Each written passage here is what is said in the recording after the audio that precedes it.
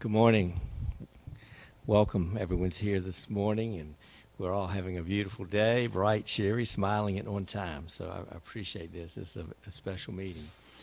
So the City of Southport Special Board of Aldermen meeting, October 30th, 2023, is now called to order. Again, thank you for your attendance. Thank you, city staff, for being here and arranging. Thank you, Electric Cities, for being here for this very important presentation. I would like to let you know that we will have public comment and questions at the end if there's any citizens here after the presentation that would like, and I do see one, Mr. Hamilton, so thank you for being here, sir, and anyone else that might be here during the meeting. I'll call on Reverend Alderman Lowe Davis for our invocation, and that will be followed by the Pledge of Allegiance. Please stand.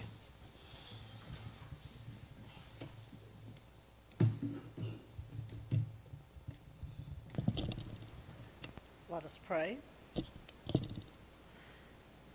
Almighty, most merciful, most loving God, we thank you for the blessings you bestow upon Southport today and every day, and we call on you today especially to keep us constantly mindful that our blessings are not always shared by others. Keep us aware always of what is going on elsewhere in the world. Guide us as you see fit to do what we can toward peace and humanitarian aid. Amen. I pledge allegiance to the flag of the United States of America and to the republic for which it stands, one nation, under God, indivisible, with liberty and justice for all.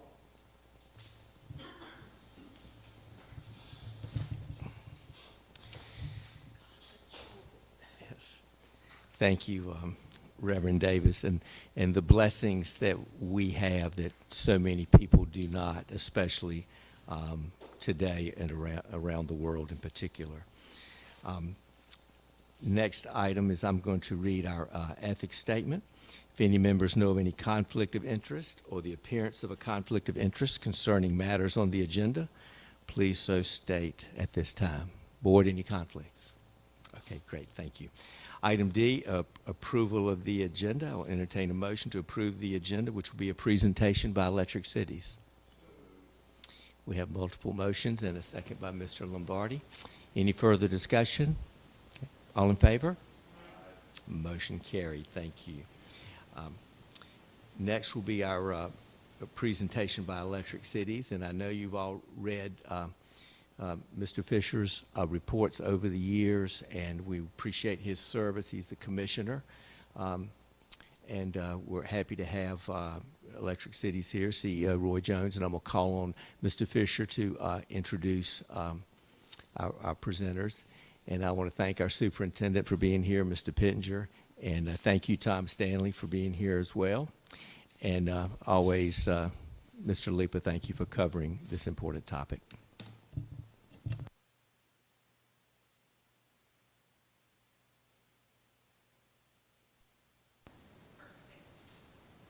Thank you, Mayor. It's a pleasure to be here this morning, and it's been a long time coming, but it's here today, and so if you have a question, here's the time to get it answered from the experts here. And with great pleasure that I introduce the CEO of Electric Cities, my good friend, Roy Jones. Good morning. Thank you, Paul. So we've got three employees here. I'll introduce them as well. So we got Dan Wordle, who's in our corporate communication group. You probably see a lot of the materials and things that he does and sends out.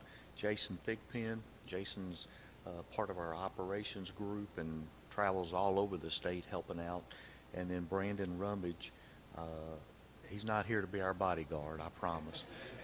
Even though people mistake him as such, right? But he does a lot of work out in the field with delivery points and meterings, and I know he's down here a lot working with Ellie.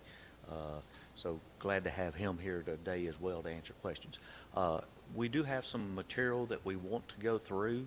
I think it's going to, help you all kind of see, what the whole public power business model means across the United States. Then we're going to bring it, from the national level down to North Carolina, and then ultimately get down to Southport. So we'll kind of start at a real high-level national view. Please, I know the mayor said at the very end we're going to have public comments and questions, but would encourage you as we're going through the material, if you got a question, just ask us so we can pause and answer the question while it's on your mind at the material that we're on. So with that, I'm going to actually turn the lead of the presentation over to Dan and Jason, and then I'll add comments and answer questions as well. But they're going to be walking us through the material. And so Dan's up first. Thank you, Roy. Thank you, Mayor and Council. As he mentioned, I'm going to start at a very broad level and just talk about public power as a business model and how it differs from investor-owned utilities and co-ops. It's an important thing. Things we cover may be things that you've heard before, maybe things that you are getting reminded of. So as Roy said, if you have a question, if you want some more specifics, please feel free to dive in, and we'll do the best we can to answer this.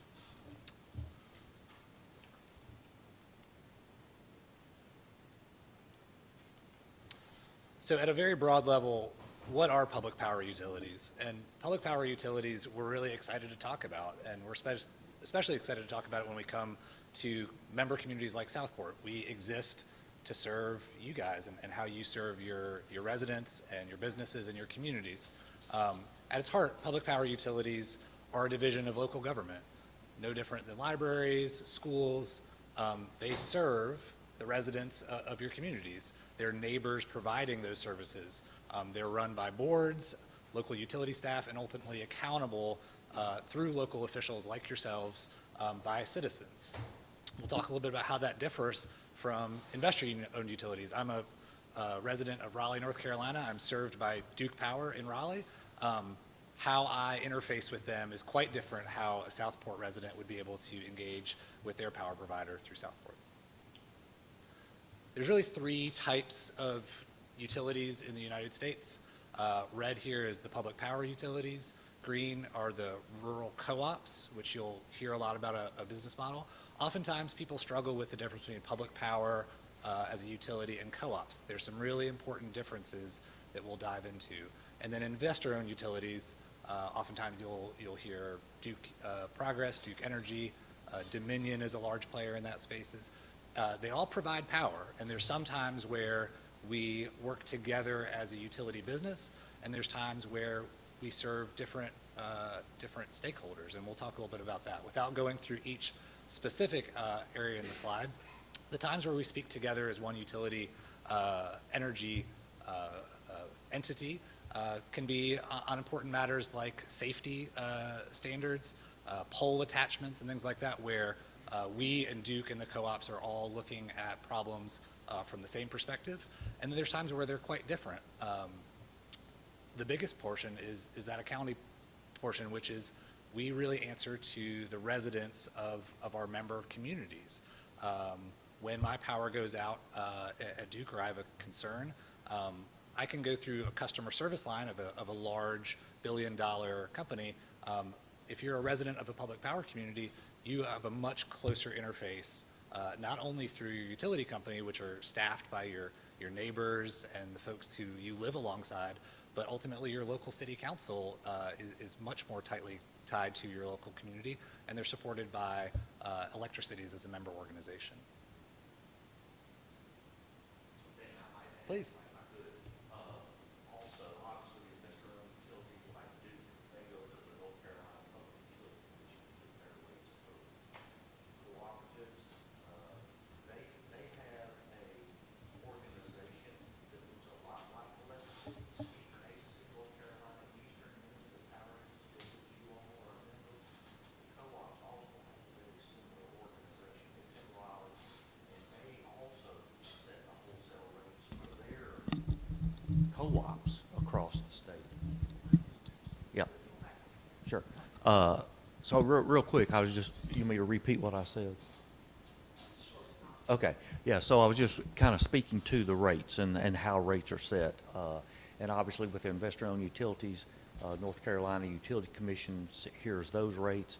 At the Rural Electric Co-op, they provide wholesale power, like Eastern Agency provides power to the 32 communities, of which Southport is one of them. They set their rates just like Public Power. You all right here set your rates at the local level. And so Eastern Agency and the 32 communities come together and look at cost projections, and then those costs, the rates are established and set for all 32 communities, and then you take that information and then you here locally set your residential and commercial rates. We actually do have some information that we're going to show you a little bit later in the presentation. It's going to show y'all a comparison of y'all's residential rates compared to all 32 of the other Eastern agencies, Duke Energy Progress, and I know like Brunswick EMC is the local co-op in the area. So we're going to show y'all the comparison of y'all's rates to those rates, both residential and commercial here just a little bit later. But, you know, it's local control. You all here make the decisions that are in the best interest of your community to attract and retain the jobs that you all have here in Southport. So Dan, I apologize. Right on time. And so we really, when we're talking about what public power looks like, there's, you know, nearly 100 communities across North Carolina, and at Electricities we serve North Carolina, some communities in Virginia and South Carolina. Each community has a unique flavor and things that make them special. There's some things that tie all public power communities together. We talk about those in these 5 elements that, as Roy alluded to, public ownership. Ultimately, the community owns their public utility, and we feel like there's a real significant power in that of public ownership. Local control at the level of the city council. Nonprofit operations, importantly, not necessarily for loss operations. Oftentimes in our communities, the utility, the electric utility, is a significant business line that helps not only support investments in electric utility and safety and stability and reliability, but also other important functions at the local level. Low cost structure, because we're not reporting back to shareholders of an IOU, but rather stakeholders of the community. We're allowed to make decisions, that is, you are allowed to make decisions that serve your community best around low cost structure, and then community focus and customer focus to make sure that we're responsive to the needs of the community and not just a bottom line. At a grand scale in the United States, about 1 in 7 electric customers are served by public power. So we're not a small player in the game. 49 states have public power utilities, the sole exception being Hawaii. But Electricities and the North Carolina Eastern Municipal Power Agency, as a portion of that, is a large and one of the largest and most well thought of public power utility groups in our country. And in the United States, the entire state of Nebraska is public power. There is no IOU or cooperative that serves any of the load customers in Nebraska. It's 100% public power. Some of the larger ones, Los Angeles is public power, New York, Long Island, Orlando, Florida, San Antonio. Those are all some of the really larger public powers. Out in Phoenix, their public power there in the Phoenix area. So public powers, it's got some presence known in some major metropolitan areas. Obviously here in North Carolina, Fayetteville is our largest public power. Our smallest one is Bostic in the western part of the state.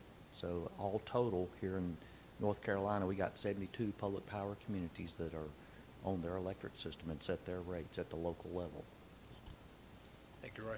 And here on this slide, you'll see just a quick map of our region centered around North Carolina. We really do talk a lot about our membership. We'll get into the details of the Eastern Municipal Agency and Agency 1, which are big member groups, and we serve in a really important way. But across North Carolina, almost 1.3 million people are provided electric utility support through public power utilities like Southport's. This is important when we go to Raleigh for the state legislature, when representatives from Electricities and our board of directors and board of commissioners go to Washington, D.C. to advocate for policies and legislation that support your communities. it helps to know that it's a significant number of residents in North Carolina and businesses that are strong proponents and well served by public power. Yeah, and to Dan's point, this past year, the American Public Power Association, which is our national trade association that we're all members of, we pay those dues on your behalf. This past year at the legislative rally, I actually had lunch with Congressman Rouser, and we talked about the issues that had gone on with the substation in early December. We talked about supply chain and the lack of being able to get, pad mount transformers. Met with Senator Tillis, and we were able to, working with them, we participated in some panels to talk about the supply chain issues, and then we also got Tillis and Rouser both to introduce some legislation on the supply chain issue. The DOE was trying to make some changes to our transformer specifications, and it would have just exacerbated the problem that we're already having. And then we also had Rouser introduce some legislation on supply chain and the production of transformers. So we were able to have successful two senators, or one House representative, one senator in North Carolina actually introduced legislation to the Congress this year based on the conversations we were having with them. Most of our transformers still made in China? No, very few of them are actually made in China. Most of them are made here in the U.S. There's a transformer manufacturer in Tennessee that we buy a lot of transformers from, and then there's one in Texas that we buy from, and then there's one out west in the West Coast. Now, some subcomponents are obviously coming out of China, but the actual transformer itself, those are predominantly made here in the U.S. Can you explain to me the supply chain issue? If it wasn't with China, was it for the subcomponents, so you couldn't build the transformers? Yeah, so couple things with the well, there's multiple layers of issues that occurred. First and foremost, we had workforce issues. So these communities, as you would imagine, let's just pick on Tennessee for just a moment. Oh, by the way, there is one in Arkansas too. I just thought of.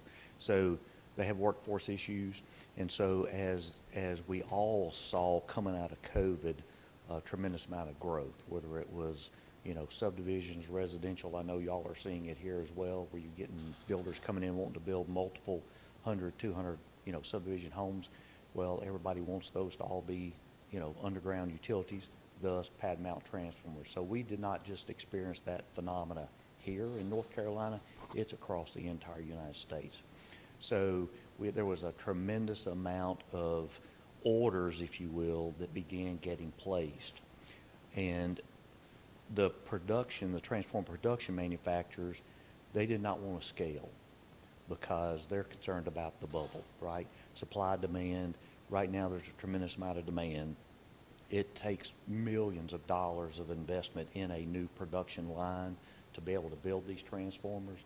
And they were concerned that after they spent, the millions to increase capacity, then the demand would fall off and they would be stuck not returning their investments. So we've been trying to get the federal government, the DOE, to even do some subsidies to get these guys to agree to increase production capacity. And quite frankly, they don't want to. They kind of like it the way it is, because they are now literally, they've got production out 2-3 years into the future. So they're kind of liking the business model right now, the demand that we are putting on them. And there's workforce issues because they're out in rural Tennessee. So that's really what's going on. So it's not just getting components out of China. It's a demand and a workforce issue here in the U.S.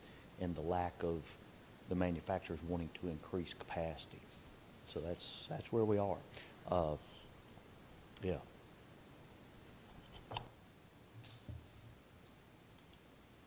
So just a little bit of history in public power as it pertains to electricities and Southport. As electrification came across the country in North Carolina in the first part of the 1900s, it was a little scattershot, and oftentimes local towns and cities were the first to electrify. Our public power communities date back to the late 1800s across North Carolina. And then as it was seen to be good business, the IOUs came in as well and found some territory, especially in some of our larger cities, where they could reach many customers with light investment. As we move into the 1960s and 70s, there's a need then for these public power communities to sometimes speak with one voice and to speak together as the North Carolina Municipally Owned Electric Systems Association, which is a bit of a mouthful. We rename ourselves Electricities for shorthand. Throughout the 1970s and 78, it's a series of collaborations and figuring out the best way to do business as unique communities, but also how to speak powerfully with one voice through the Municipal Power Agency. 1, 2, and 3 was the history in North Carolina. So you'll hear our western communities are served by North Carolina Power Agency number 1, and our eastern communities, including Southport, are served by the Eastern Municipal Agency. Those don't really quite match with the verbiage. It's because agencies 2 and 3 combined in 1981 to form the Eastern Municipal Power Agency that you're a part of. In the 1990s, the Federal Power Act provided opportunities for both of our power agencies to reduce their wholesale power supply costs. You'll hear a lot more about generation and wholesale power from my colleague Jason in a bit. And in 2015, a big landmark event for our eastern communities is when Eastern Municipal Power Agency agreed to sell its generation assets to Duke Energy Progress, thereby locking in a significant wholesale power supply cost rate decrease. The total savings in just that first year to customers in the East, $132 million, and those benefits had continued year over year. The generation assets that the East had were more and more expensive off the history of some nuclear events in like 3 Mile Island and things like that, and legislation that increased the costs for operating nuclear power plants drove those wholesale power costs up. So it was a business decision made in 2015 to sell those assets to lower the rates and lock in those rates for a long term. Since you're on that topic, could you explain to everybody when this took place and we sold the parts of the nuclear power plant and the parts of the coal plants, we ended up still owning a debt after the sale. Can you explain to everybody why, after you made a sale, there was still a rather large debt that we're still paying for? Yeah, so a couple things. First of all,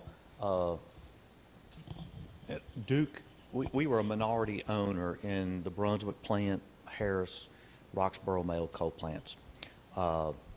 And we had tried many years to try and find an opportunity to sell to Duke Energy Progress, and it just never, the timing was never right.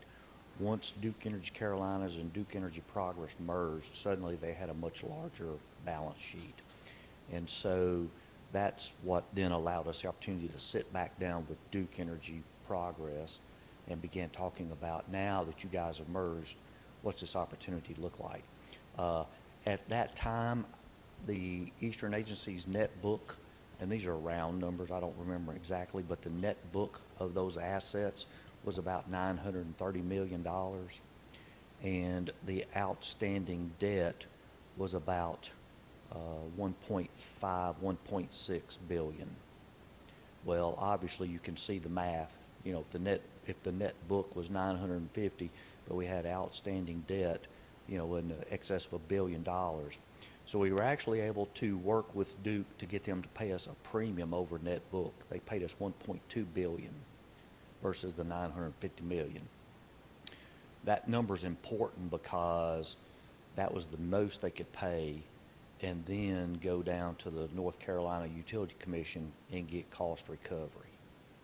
So there was a lot of balancing that had to go on between the state legislator that actually passed legislation that created a rider for Duke to be able to automatically recover that premium over net book, because it not only recovered that from Eastern Agency, it recovered it from the co-ops, it recovered it from their own Duke customers, and Fayetteville also is a wholesale customer. So, and they've got a few other small customers they serve as well. So that legislation allowed Duke to recover that premium over net book from all of those customers. And so 1.2 is what we got paid. The outstanding debt was 1.6 billion. And so the debt outstanding was tax exempt. It was issued with, tax exempt bonds. Well, we no longer own the assets, so we had to defease the outstanding debt. Well, we didn't get enough cash from the sale at 1.2 to pay off all the debt. So we had to issue about $430 million of taxable debt. We only amortize that over a 10-year period of time, so it's going to be fully paid for on July 1 of 2025. But still, when it was all said and done,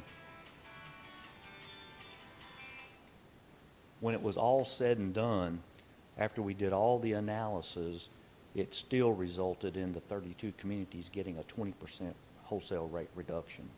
So our wholesale rate cost went from about 12.3 cents down to 9 cents. And we've continued to drive those costs down since then. Right now, today, our wholesale costs are setting at 7.3 cents. That's what we deliver power to you all at, 7.3, and then you all decide what to make your residential and commercial rates at, here in your community. So that's kind of the whole evolution of the sale, the defeasing the tax exempt debt, and then having to issue $400 million of taxable to pay, because we didn't get enough cash from the sale.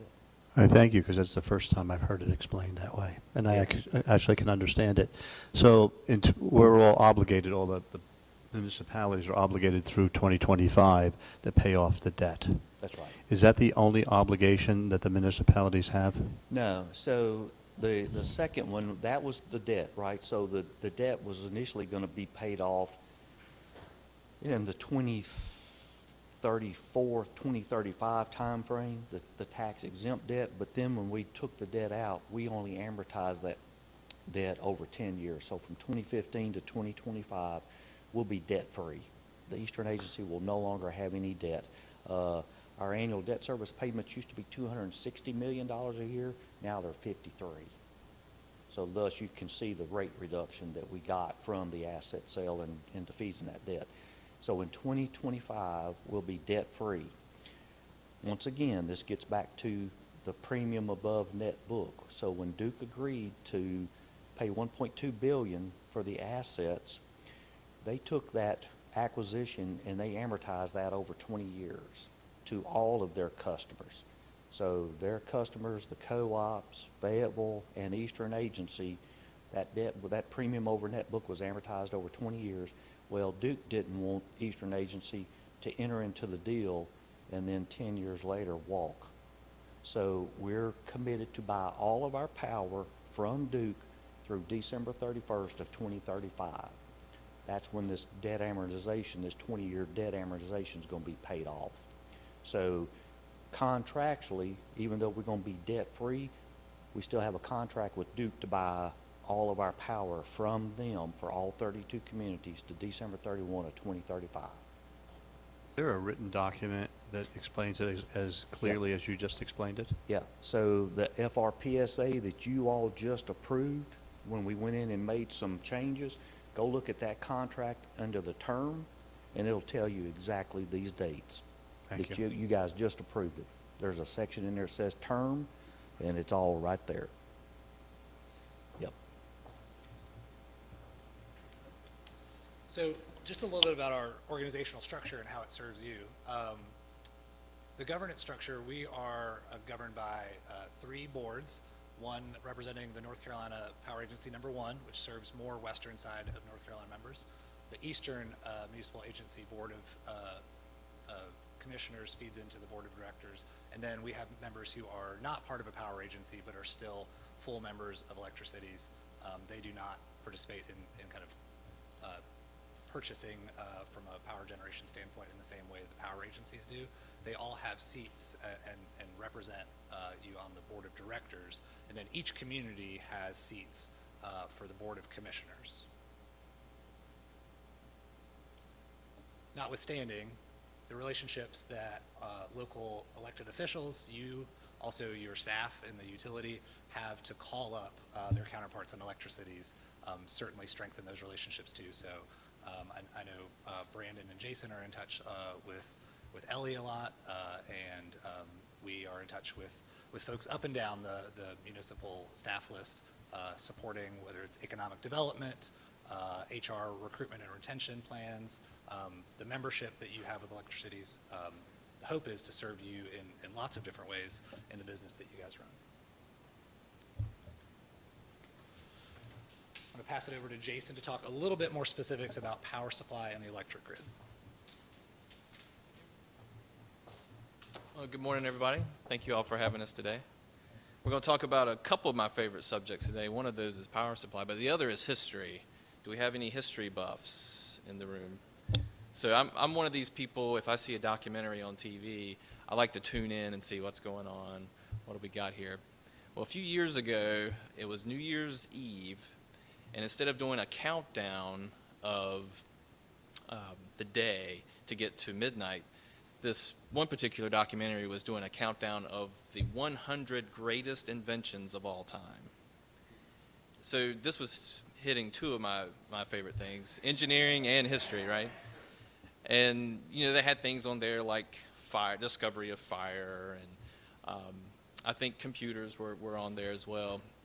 But can any of you guess what the number one greatest invention of all time was? Sort of. It was the interconnected grid, so all related to electricity. And they went on to talk about all the benefits that have come from the discovery of AC generation, and then deploying that on a mass scale using the current grid. So the modern grid was number one. In fact, the National Academy of Engineering named the modern transmission system and the electric grid as one of the greatest inventions of all time. So it's really, really cool when you think about it, that's something that we all experience every day, but we don't really notice it, right? We turn the lights on, we think, yeah, the lights are on, but no one ever sees the electricity flowing in. You turn your spigot on, you can see water, but you can't see the electric. That Mr. Tesla? I'm sorry? Wasn't that Mr. Tesla? That's correct. That's right. So when we talk about the electric grid, let's start with an example of the interconnected electric grid. And this is a map of the United States. As you can see on the map there, you got three colored sections. On the left side, you've got what we call the Western Interconnect. On the right side, you got the Eastern Interconnect. And then down in Texas, you got ERCOT. They made the newspapers a couple years ago, not in a good way, but we won't talk about that today. But when you think about the electric grid, everything's interconnected. So if you're in the Eastern Interconnect, Southport's utility is interconnected with Duke, that's interconnected with PJM, and PJM's interconnected with maybe TVA. So you've got this whole web of interconnections all over, which has made electric service very reliable. In theory, you could actually, if you look up in the Minnesota area, Southport could actually receive electricity generated in Minnesota today here in Southport. That doesn't really happen electrically, but it's cool to think about because the lines are all interconnected. If you look at those dots on the map, those are what we call balancing authorities. And if you look in our area, there's two major balancing authorities. One is Duke Energy Carolinas, the other is Duke Energy Progress. And when you think about the relationship between electrical demand and generation, they have to match, they have to balance. Otherwise, you get a lot of problems.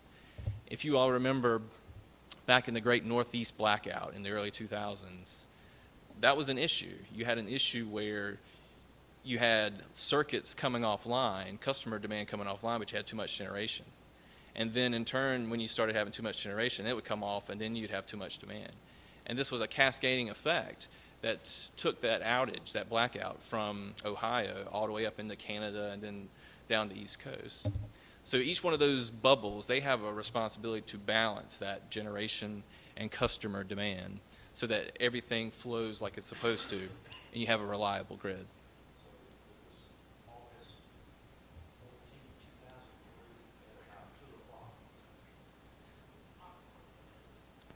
Yeah, I remember it well. Yes, so I'm not the only history buff in here. You were actually in the control room, right?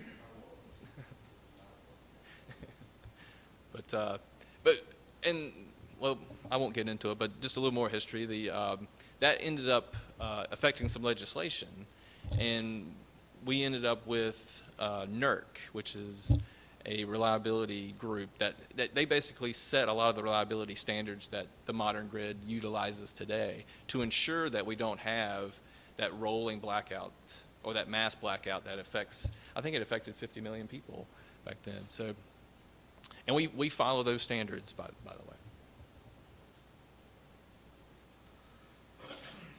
Now, this is kind of just a high level of what we kind of just talked about. This is what I call a visual of the centralized electric grid, or the traditional electric grid, where if you look up at the top, you've got a generation station, and they're generating the power. And then that power flows into a transformer, and that transformer steps up the voltage. And what that does is, when you step up the voltage, that allows you to transmit the power or transport the power over longer distances safely. And then you interconnect with another substation. So if you see on the right side, as you cross over the water, that transmission line hits a substation, and then that substation drops the power down to a usable level.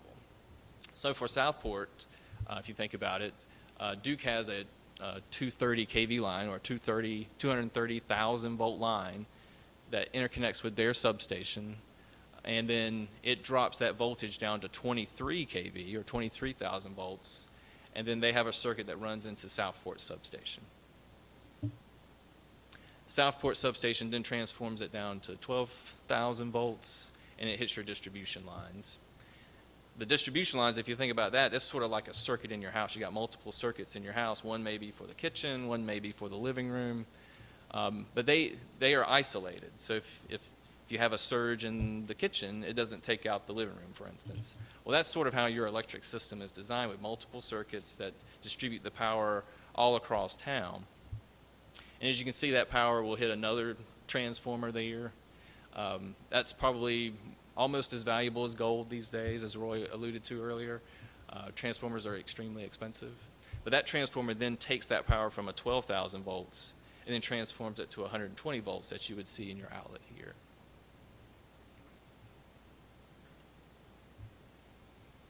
So a little bit more on the traditional wholesale power supply. Roy talked about the power supply agreements. And if you think about it, if you look at that transformer up, so from the transformer, the step down transformer, all the way up to the power plant, that is your wholesale cost in a nutshell. That's where a majority of that cost comes from the actual power supply to the transportation of that power to Southport.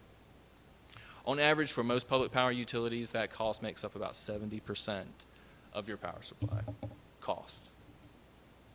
The rest is everything below that transformer, which is the distribution cost.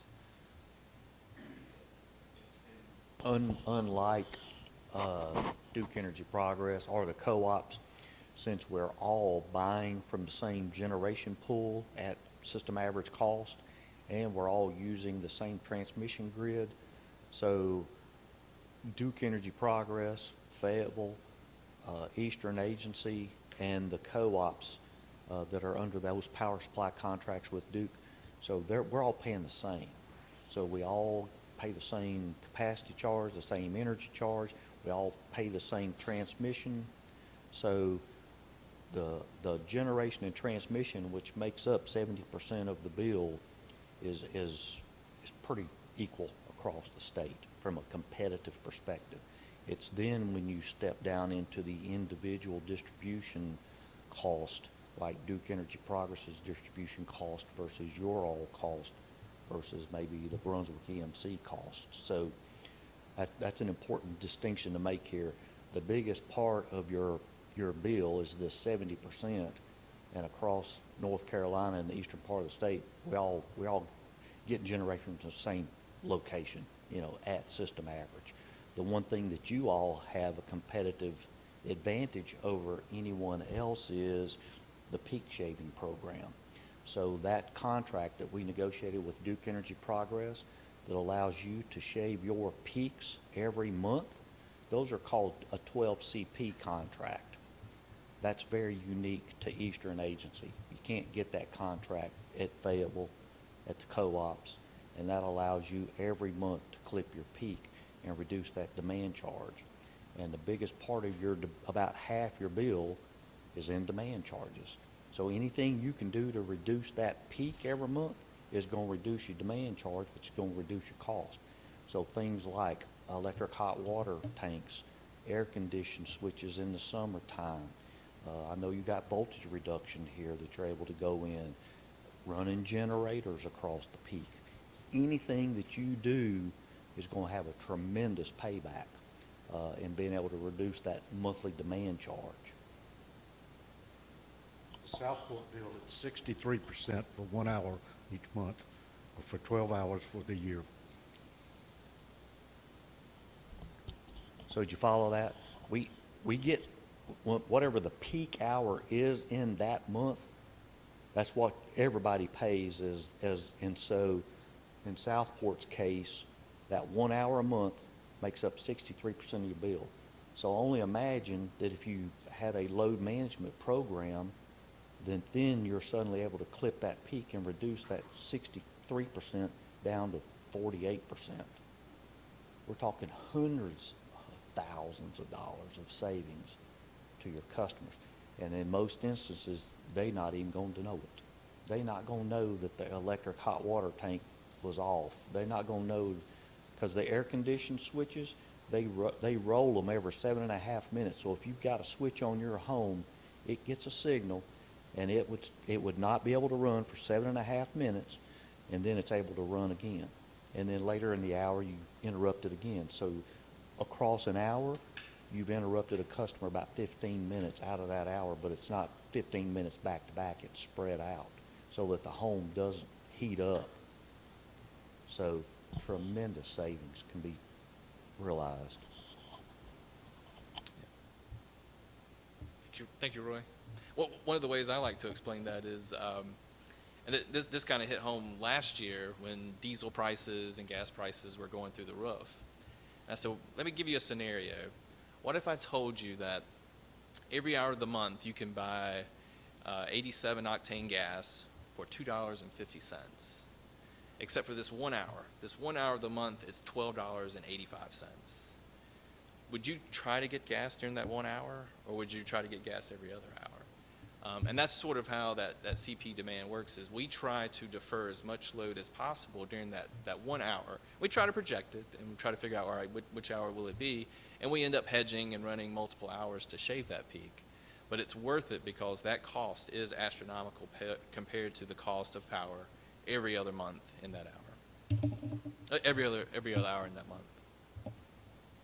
So we had a discussion about this recently, and there was a discussion about some of the board, just using them as the average person, was getting notifications of something that I wasn't really sure. I thought it was the peak hour, that they could actually turn off their own stuff as opposed to being part of a program. So if they needed it because they got kids or whatever the issue that's there, did I understand that correctly, that we are able to predict when the peak hour is going to happen as opposed to being told when it did happen? Absolutely, yeah. Jason, I mean, we've got 40 years of history of the peaks and the weather. So why don't you kind of talk about the analytics that your team does in order to identify when to run, and then how you feather in and run different things, and then how you come out of load management. Kind of tell them how the magic works. Oh, sure. I'll give you a peek behind the curtain, as they say.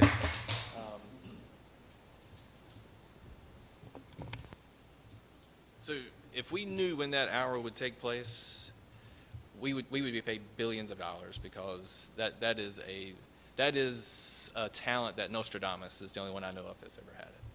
So what we do is we take that history that Roy mentioned, And then we kind of run an analysis, and we know every month is a new month, and we have a new CP every month. And based on our previous history, we can kind of figure, all right, if we know that the temperature, the average peak temperature in July is 98 degrees, then we can start looking at the weather and say, all right, let's look for 98 degrees. We also have all this historical load data, system peak load data.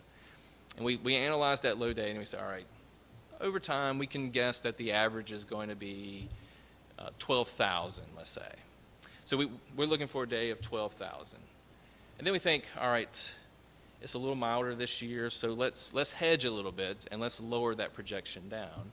And we'll look over time and say, all right, last year, how often did we run for load management below 12,000? How many days at 95 degrees did we hit that? So we're analyzing a lot of data just to determine, all right, when are the best times to run? And then we set our strategy based on that. So we're just coming out of the summertime, and Southport, we all know it's really, really warm in the summertime. We may have 5 or 6 days of 95-degree weather in a row. We know that heat builds over time, so we can start thinking about these things to build our strategy. And Roy mentioned that we try not to impact the creature comfort of your customers, especially the ones that have load switches. We also understand that your larger customers that are running generators, they're the ones that would pay the larger CP cost. So we take those two things into consideration, and we're like, all right, so we know we get the biggest bang for our buck with generators. Let's start those first. So our strategy is to start generators first, and then roll in the other programs so that we get the biggest bang for our buck. And keep in mind, we don't want to disturb the creature comfort of your customers. So then after that, we'll throw in load management switches. And load management switches, instead of running from 2 to 6 like generators, load management switches may go in at 3 and run from 3 to 6. And like Roy said, with your residential customers that have AC devices under our control, we only control those devices on a 7.5-minute cycle every 30 minutes during that load control event. So, and we call that a 25% AC control. So your air conditioner will not cut off for the entire time.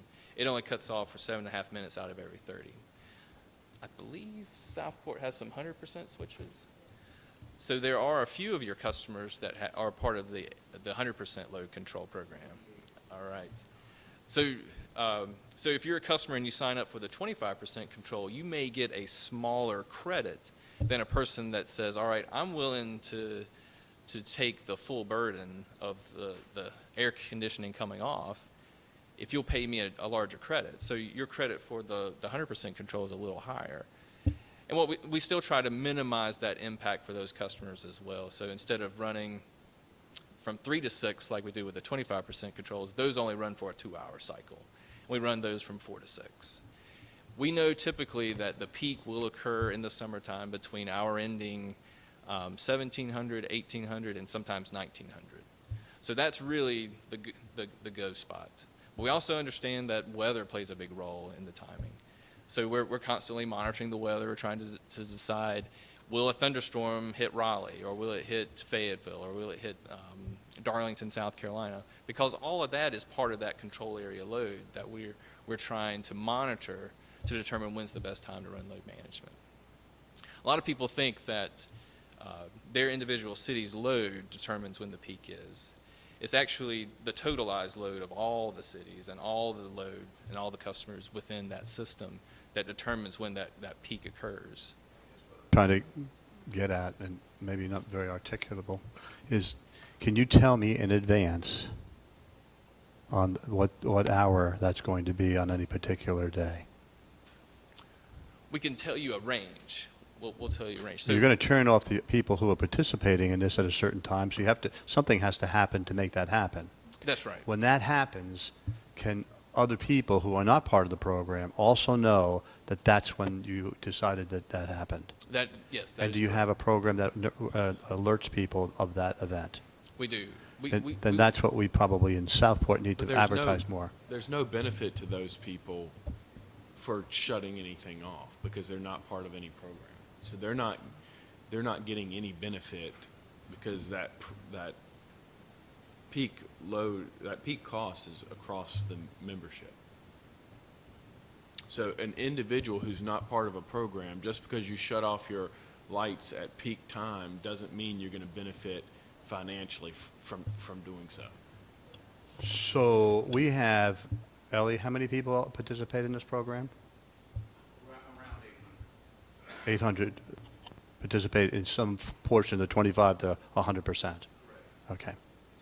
So, I thought the last time it was like just a handful, but I think because they don't communicate directly with us, Brunswick Electric does, and there was some conversation, I think that's what you might be thinking of how they communicate with their bill stuff.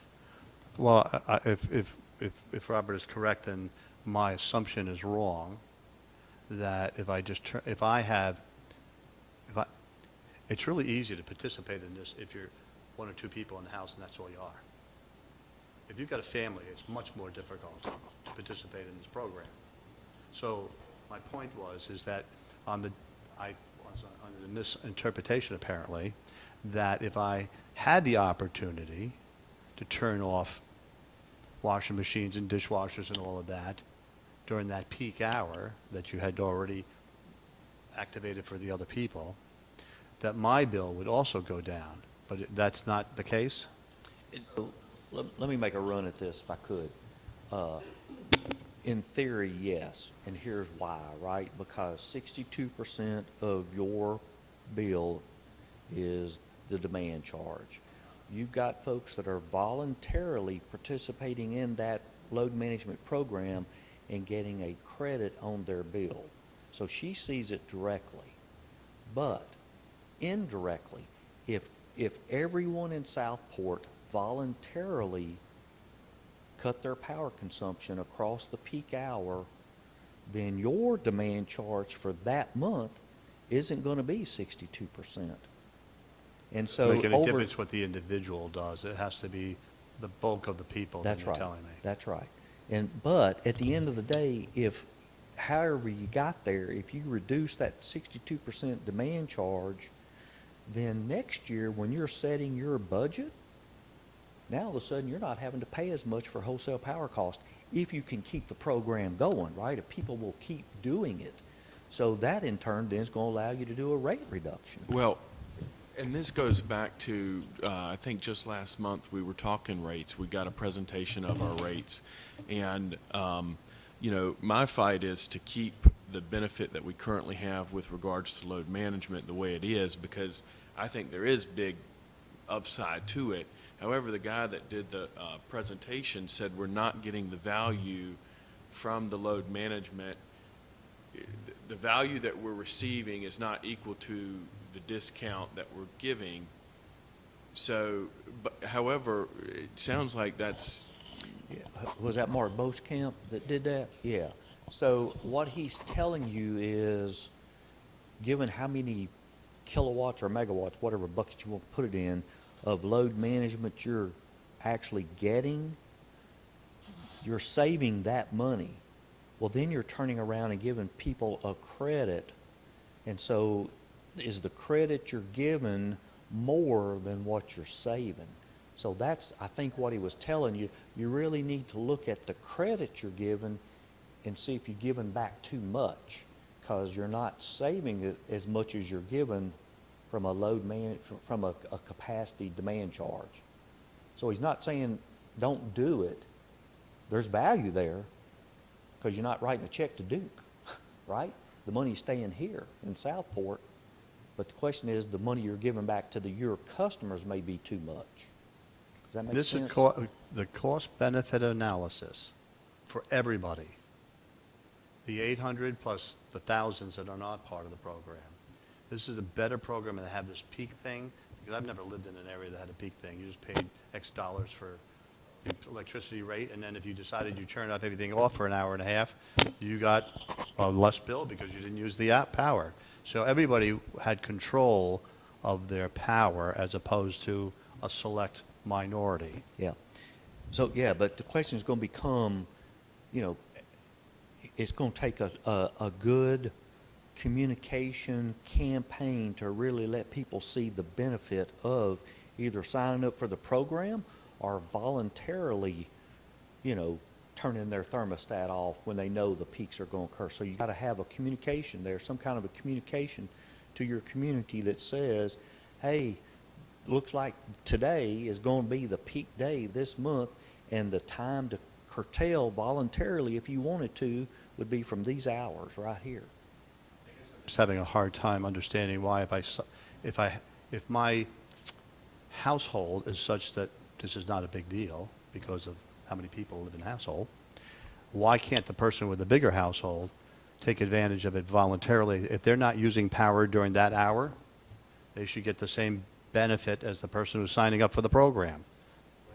We know we can control hers, so we know we're going to get that benefit. For the person that's voluntarily doing it, we can't count on it. It'll either be there or it won't, so giving them a credit would not make sense. But once again, come back to the bigger picture. The 62% of your monthly bill is demand. If they voluntarily did that, that reduced the demand to the community because you didn't have to write I understand check. that, but it benefits people with two people, older people predominantly, it doesn't have to be exclusively, people in a household. It does not benefit people who have families, and when you have kids, the washing machine has to come on when the disaster happens with a young kid. Yeah. So when you have those problems, if you can't, some days you could adjust, and some days you could not adjust. If the electric rate was the same, get rid of the peak, just have electric rate, then when I decided that I wanted to turn everything off, each individual, regardless of joining a program or not, would benefit from a reduced rate, would they not? Over time, yes, that's what I'm saying. So if you fast forward into reducing your peaks each month, then your demand charge, the payment to Duke's going to be less. Then next year, when you set your budget, if you know we're no longer at 62%, we're at 55%, well, then you know that you can reduce your rates to all of your customers. But the problem is, without a load management program, you're going to write a check that's greater than 62%. Right now, you got people that are voluntarily doing it, and you're still having to pay 62% of your monthly bill as demand charges. Well, if you did away with that, now you're sitting here just hoping a prayer, quite honestly, that people are going to voluntarily curtail. I think you demand Because charges. we decided to have a program with Duke Power to have a single hour in a month count as a super high rate. Now, when you go across the country, not all power companies have that program, do they not? No, they don't. Okay. Y'all got So an my- advantage. Well, I don't know that that's an advantage No, for it the is. majority of people. I It is. still can't see the math on it. Yeah. So, once again, the demand charge that Duke, the co-ops, Fayetteville, we all pay the same. It's $7.50 KW a month. That doesn't mean anything to you, but that's the demand charge that we pay, $7.50 KW a month. The energy rate we pay is right at about 4 cents. So when you take the demand charge and the energy charge and look at the load profile of Eastern Agency, we're right at 7.3 cents. That's the number I gave you earlier today. $17 demand charge, 4 cent energy yields a $7.30. That's all in. So some utilities across the United States, they bill based upon out of 760, whatever that one peak hour is what sets their demand charge.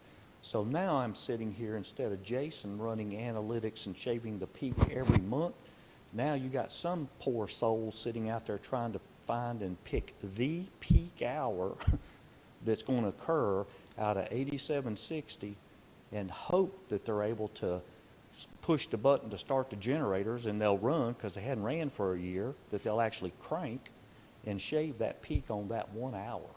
So our 12 CP allows us to take 12 different bites at the apple, as opposed to we got one chance and we either hit it or we missed it. And if we missed it, too bad. See you next year. So we have a tremendous value in this contract. You'll go down the road and ask Fayetteville if they would love to have our 12 CP contract and see what they'll tell you. I shall. Yeah. And I'm always willing to learn more and more about this because I've just never lived in an environment where we've had this. And the math just doesn't add up for me, but we'll come back to this when we get to the rate discussion. Oh, yeah, yeah, you're going to see, even though we're saying 62% of your bill is demand charge, when you see your rates here in a minute, you're going to go, okay. And But if I could anyway. add something, Bonnie just texted me and said that she reached out to Deborah Fish at BEMC, and she is looking at whether they can have us participate in their alert program and manage it for us. And she hasn't heard back, but she'll let us know.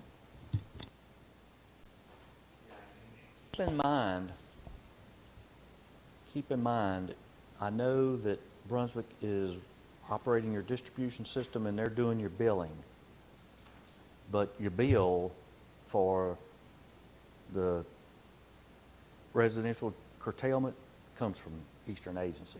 So be careful that you're not relying on them to send you information about when to run and when not to run, when it's Jason's team that's the real owner of when to run, when not to run, because we're the ones that Eastern Agency is the one sending the bill.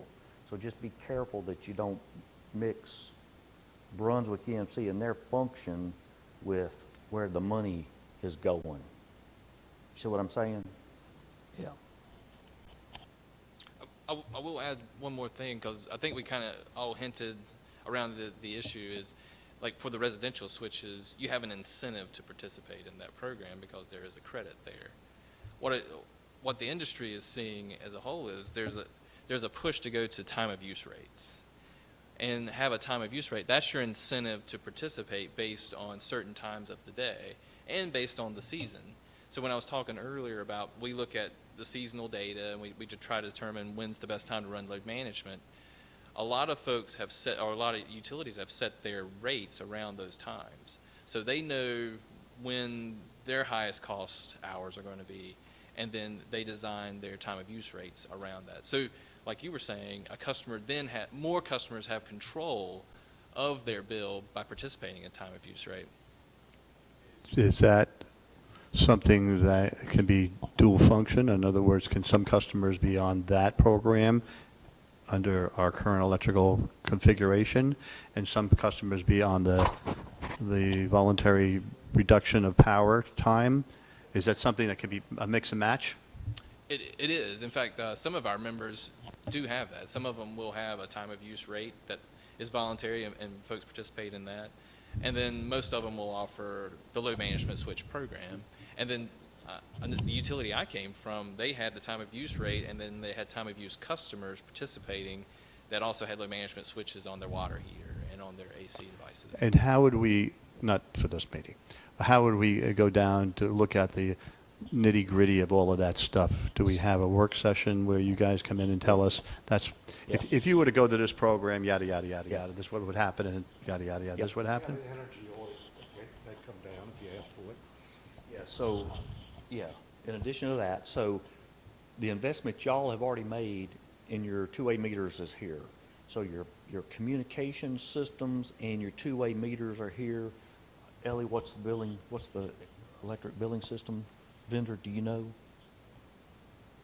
The billing system is through Brunswick Electric. Oh, that's right, yes, Jose, yeah, I'm sorry, that's right, yep, sorry, These are, yeah. the TWACs. They're Yeah. right over the wire. So what we need to have, first of all, we need to have a conversation with Brunswick and see if their billing system, obviously they're able to extract data out of your meters to be able to bill.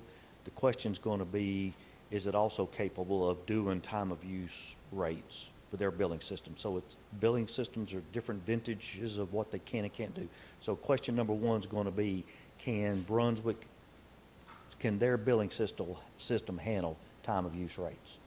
If we get the answer to that question and it's yes, then it's going to make sense to begin designing what's that look like. Now, I will tell you this. You want to crawl before you walk, before you run. In Fayetteville, they implemented a time of use about 3-4 years ago, but it's just a two-tier time of use. It's not every hour is a different rate. So they implemented a two-tier time of use rate. So you pay this rate during these hours, and you pay this rate during these hours. So you can opt into that program, or you can continue just to get your flat bill. I would encourage you, once we get the answer to the question about Brunswick's system being able to handle it, let's look at the possibility of just a two-tier time of use rate, and then we can start doing other things with it, like, well, what if we make it seasonal, make it summer, put some incentives when we know we're really peaking. Let's put some other time of use incentives in the summertime. Well, let's put some time of use incentives in January and February when it's cold, and start doing that. But, it's kind of crawl before you walk. So the consultant that was here that talked about the rates, what involvement, if any, you obviously know who he is, so what involvement have you had with him?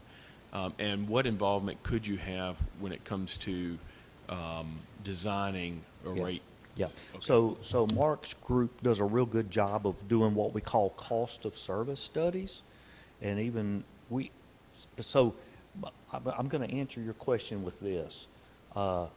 We've got a staff back in Raleigh that helps, like Ellie, when we decide on a wholesale and a wholesale rate, demand and energy rate, we then can work with you all to then help set what do your residential rates need to be. So we're not doing cost of service studies, but we are helping you set rates and look at revenue projections.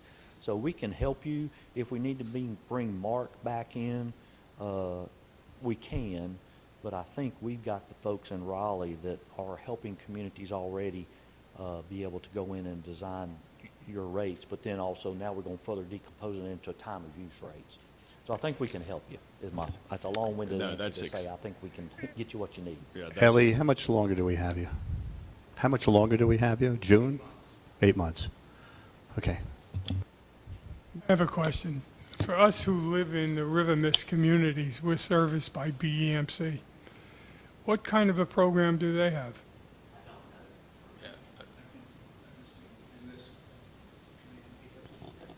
Just to interject for clarity, Brunswick Electric already has a time of use rate, and they also, because I was when I was in the harbor, I was a BEMC customer, and they also have a Beat the Peak program, which is similar to our load management program, where they will email or send some type of notification to all of their customers.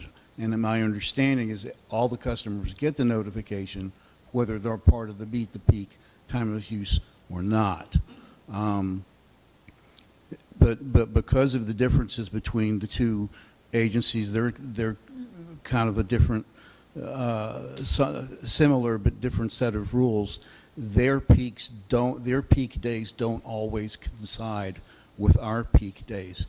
And I think some of the discussions that have been to the point is, how do we let all the customers get a notification that we're going into load management, instead of saying, oh, well, I did 3 loads of wash and I'm running out of hot water, it must be on load management, because they otherwise wouldn't know. The one thing that I'm doing is with the smart thermostats, where you get a scrolling message on the thermostat that they're going into the peak shaving program. So, going back to that load management, one of the things that I think so many people complain about is the inconvenience. And so, how do you encourage people to go on it to ultimately reduce the costs across the board and incentivize them for the inconvenience? So I think that's the struggle, and that's one of the reasons why I'd like more information about rates and load management across the board, because I kind of like where we are right now. I like the program that's been established, and I'd like to continue to see it work and grow. Okay, yep. And I think you taking action on it? Okay, yep, we got that. But Ellie did answer our question about, is Brunswick billing system capable of handling time of use rate? Sounded like the answer to that question is yes, so. part is whether or not we, as a board, ask the manager to look into this issue and put timelines on it and what it's going to look like, because our subject matter expert has got a door that's halfway open. All right, good discussion. Any more questions on this slide? Well, let's talk about the actual power supply. So Southport is a member of the North Carolina Eastern Municipal Power Agency, and we talked earlier about it's a 32-member agency. If you look at the resource mix, so a lot of customers, especially industrial customers that are looking to come into our communities, they like to know what that resource mix is. If they're a European company, they tend to have some CO2 goals that they're trying to meet. So if you look at this slide, this kind of gives you a breakdown of what Eastern Agency's resource mix looks like, with a lot of that mix coming from nuclear energy. You can see we also have 40% natural gas, 10% coal. So if we had looked at that number back in 2015, that would have been a much higher percentage of the resource mix. But over time, we've sold the assets, and we've also seen the power supplier actually close some of those plants. So you're actually seeing that percentage get smaller and smaller.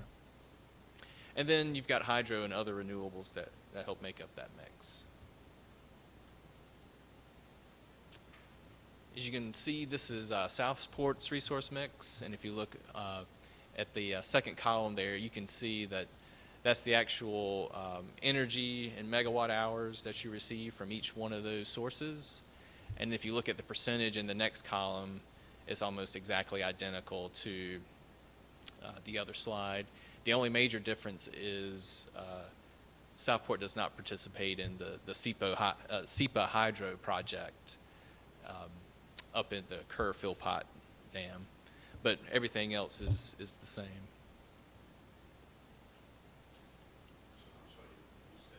Port doesn't participate, or all of us don't participate? So 31 of the 32 members do participate in that project. There was a federal rule that said you had to be within a certain distance of the project to participate, and Southport fell just outside of that range. This was not because we just decided to sleep that's at the right. wheel? This is That's because right. of distance? Okay. It was a technicality, that's what I like to say. And then we'll talk about our generation resources. So our full requirements purchase power agreement with Duke allows us to participate. So a lot of the programs that we were talking about earlier with load management, as well as DG, distributed generation, and now distributed energy resources. So not just generation, but other projects like batteries, they're all participating in our load management program. If you look at underneath the supplemental grid edge and customer resources, you can see that the power agency owns 38 megawatts of distributed generation. You can see that customer-owned generation, which is also like customer/city-owned generation. So if you look at all our members, it's about 210 megawatts. And just to give you some context there, Southport's peak last year, I think, was 16 megawatts. So 16 megawatts.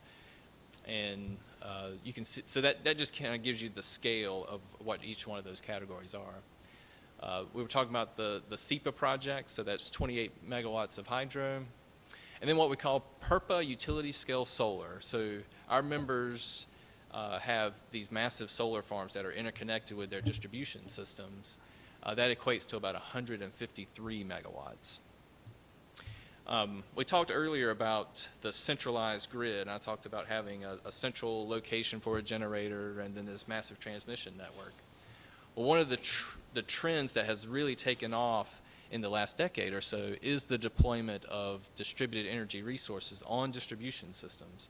So it's becoming less centralized and becoming more decentralized, where you're having these big solar farms interconnected with distribution systems instead of connecting to a massive transformer and then transmitting it over large distances. So that's just kind of a trend to keep your eye on as we move along.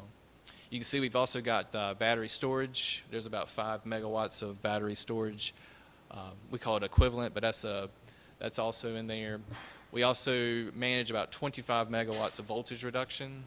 So, and that's something that Southport does participate in, where we actually drop the voltage about 5% on the distribution system when we know we know we're running load management, and that helps reduce the peak. Is the battery storage when the renewable energy stuff is not working and you've stored that energy in the battery? Or did you make the energy that's stored in the battery from We everything actually else? have some members that charge the battery directly off the utility system.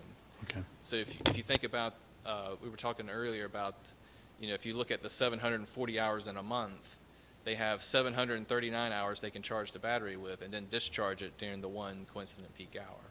So that's sort of what they do there. So they're charging it at ultra low energy rate and then discharging it when the capacity rate is the highest. All right. I just look at this solar and stuff like that, and we have a number up there, but it's contingent on weather. So you may have, over the course of the whole year, that number 153, but on certain days, you don't have virtually any power. Yep, you're exactly right. In fact, that's the name. Which is why you need to have a base load minimum, which has to be something other, at least for the moment, something other than Talking my solar. language, sir. You are talking my language. Because when you think about the resources, if we go back a slide to the resource mix, and you look at that nuclear is a base load resource, and it's After this past legislative session, is it not? it has always been considered a base load resource because it's always available. It's only available when there's like a refueling outage. Just for instance, Duke has a unit called McGuire. It's in the western part of the state around Charlotte. McGuire just came out of a refueling outage that lasted 40 days. 39 days. About when they take 1/3 of the rods off the line? So what they do is they shut the plant down, they take it offline, and then, like you're saying, is they go in and then refuel it. So they're taking spent fuel rods out and putting new fuel rods in, they move them around, and so forth. So that outage was, well, let's say 35 days. And so that 35-day outage was the only time this year it was out. And it'll be the only time within 18 months that it'll be offline, unless there's like an incident where it trips offline. But these things are super reliable. 98% of the time, that thing is going to be running at its full capacity. The legislation that was passed this year is going to allow new nuclear that's built in the future to be counted towards the 70% by 2030 and 100% by 2050 goals that Duke has. So that was paving the way for new nuclear in the future to make sure it gets counted towards those goals. Thank you for that explanation.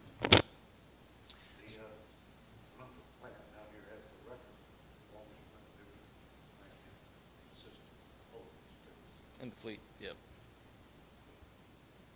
So I wanted to show you that because that 98% number, we call that a capacity factor.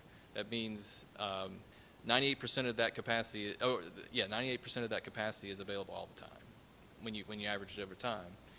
We flip forward to And that was the solar. Texas issue, was it not?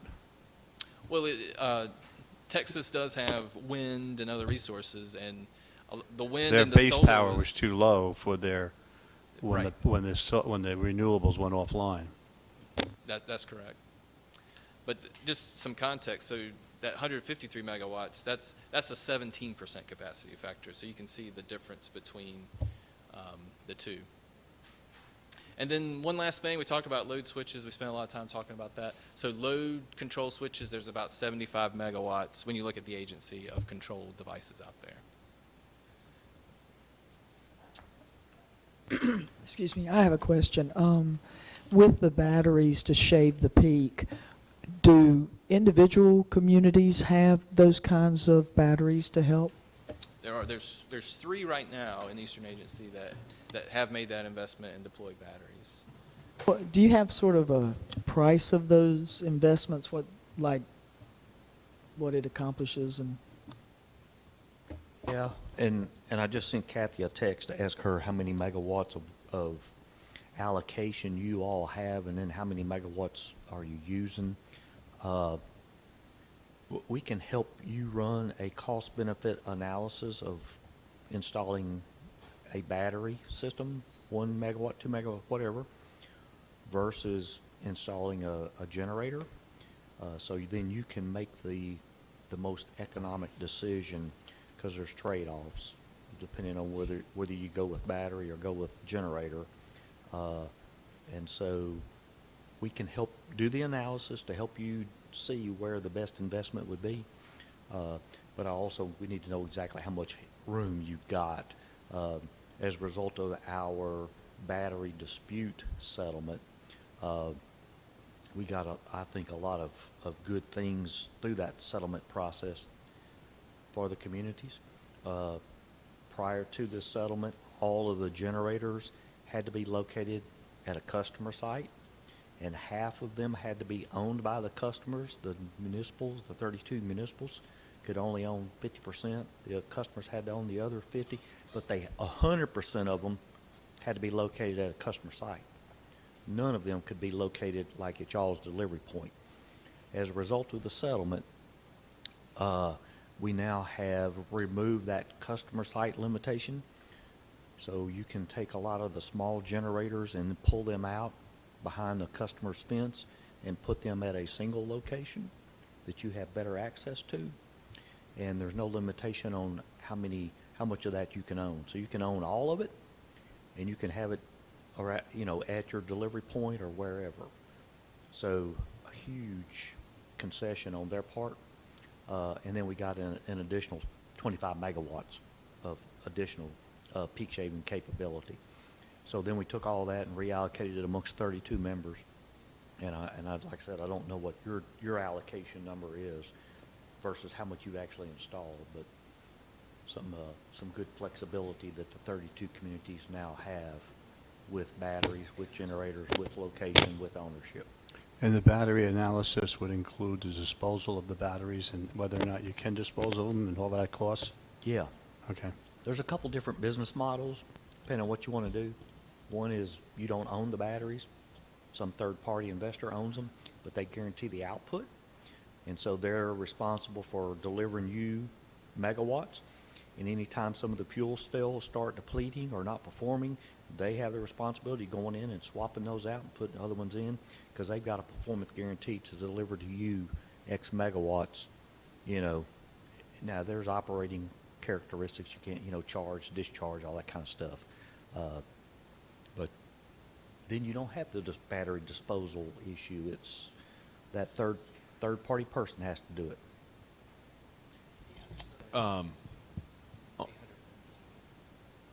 Karen, you might know the answer to this. On the customer level with regards to solar, we have a limitation in Southport or Brunswick County on how much solar a customer can install.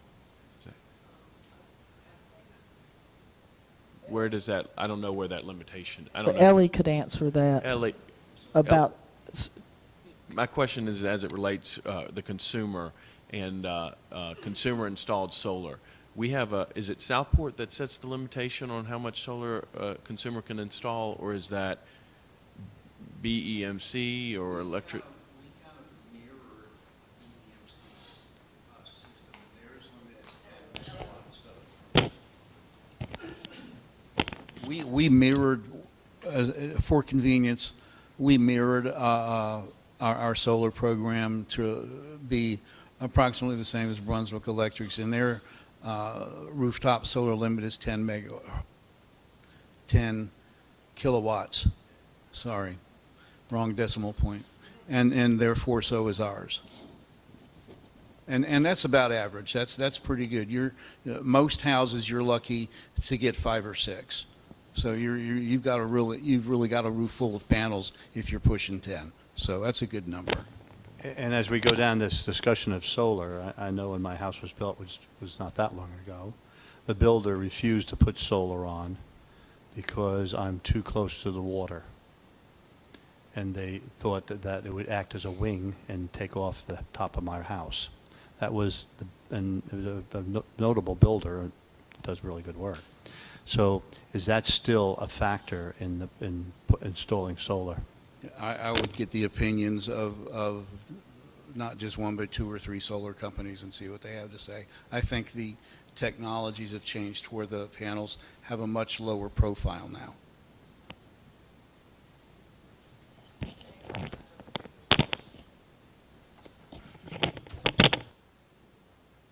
Yeah, so Brandon did some looking, and you've got about 872 kW of capacity left, so, so that's how much generation you can install. Or battery.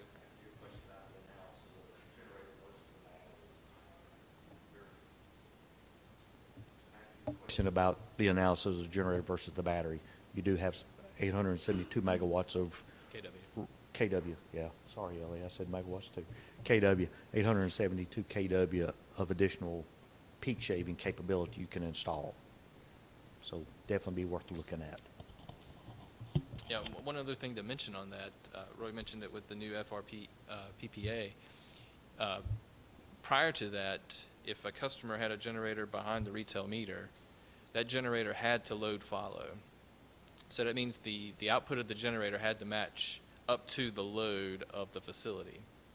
So if you got a 1,000 kW generator and the facility's demand is only 500, that means that generator is putting out 500. That was 500 kW of additional capacity available. Now under the new FRPSA, you have the ability to backfeed that. So you can actually, it's no longer a load following arrangement. It's a base loading arrangement, so you can set that to export. So that's just something to keep in mind as you head down the road. Is, you know, if your generator capacity hasn't all been used I'm up. sorry, if I turn on my generator, I could sell the extra power, is what you're saying? Yeah, if Southport has a rate, an incentive, you could actually do that. And how would that impact, like when we have a power outage and people start up their generators and we're told to take our circuit boards and flip them off so that we don't backfeed the line and fry the linemen? Yeah, yeah. There's a difference between what Jason's talking about and what you're saying from a safety perspective. Right. We absolutely do not want folks that have home generators to not open up the circuit, to not backfeed on the system, because we got line workers out there trying to restore power. And if they think they're working on lines that are not energized and suddenly they get on a line that is, we could hurt someone. So we don't want to start thinking about home generators backfeeding on the system. What Jason's talking about is large, you know, yes, like your Exactly. generator at the fire station, the one up at City Hall, you know, those now could be aggregated into a single generator and located up the road at the delivery point. And then As opposed to making all the noise and having the neighbors complain about the generator Yes. noise. Yeah, and then everybody benefits from it, you know, not just in Jason's case, he's talking about the customer that the generator's located at their site. Well, they're the only one that benefits from that. Well, and now we're able to pull all that out, and the whole community can benefit from it. Once again, you all will make the decision about how to use it and how to allocate the benefits. Well, thank you again, and I'm going to bring Mario Rivera to close us out today. Thanks again. So thank you, Jason, for that engineering background. I hope that you guys got a taste of just some of the expertise that his team brings to bear. I'm going to bring us home with some more things about where we're headed in the future, both as a public power community and electric kind of development, and then we'll end with some very fine tooth comb Southport specifics. If Dorothy will be able to cue up the thumb drive in a little bit on that, that'd be great. So this was seen in some of the power energy mix slides, but just the changing dynamics of where we, as a nation, are getting our energy from. I draw your attention to coal as a steep decline and really bottoming out as those power plants go offline and do not come back online, and there's not new coal being built. That renewables continues to show a lot of growth. Retention of that renewables to Mr. Alt's point, is still a work in progress of how you hold on to that energy when times are tough, but it is in good times continuing to take a larger and growing load of where our energy is coming from. And that this was also referred to earlier, that the old model, although it's still relevant, that's why Jason includes it, of large generation to small distribution, is getting more complicated as people can have electric vehicles that they plug in not only to charge their vehicle from their house, but also to charge their house from their vehicle in tough times, is not distant science fiction. It is near-term future. You can buy those trucks now. They are not in large supply, but it is coming, and it is incumbent on every community that wants to serve their young and growing population well to be equipped for a interconnected, dynamic grid where supply and generation are more complicated than before. Since we're on that topic, Please. and since we're putting underground cabling everywhere as we move along, my really limited understanding of all of this is that if we had some percentage of our population that went to EV vehicles and they all had to charge at night or whenever they were charging, that they keep using the word the grid, but I think that's the wrong word, but the system as currently designed would not be able to maintain that. There's a tipping point where if Robert's the only one on that street that's got the car, he can do it. But if everybody's on the street's got the car, the system would not be able to sustain that. Am I correct on some of that? I think each community will have a different answer for that based on their load and based on just the human factor dynamics of what the input versus output is. As it currently stands, I think there's a lot of opportunity for, and a lot of utility directors would tell you they would love to see more load come on at night, and that currently they're ready for that. But certainly there's a tipping point where, yeah, if Well, all I of a guess sudden my the peak question came is to why, the- when the next round of underground cabling, does it have to be different from what we're putting in now? Oh, I would put myself in your position of not knowing the best answer for that, so I would defer to engineering experts. I just want to make sure we're putting the right stuff in Yeah. going forward. I mean, what we've done is done, but Well, you're right. So, and it's going to take an evaluation of the electric system and then try to determine what you have now versus where you think you're going in the future. You're hitting on a good point, is when these batteries, especially with car chargers, if they're charging at home or if they're charging at the Sheetz down the street or the Exxon station, an evaluation is going to have to be made. Is there enough capacity on the lines that can handle that? So it's really going to take a study done with some engineering support to try to determine what's well, the we're putting the these best cables route. in. It's not for like 5 years. It's for like the next 25 to 30 years. So, who do we turn to get an understanding? Are we putting in the right cabling now for what we think might happen down the road, so that we don't have to redo this whole thing?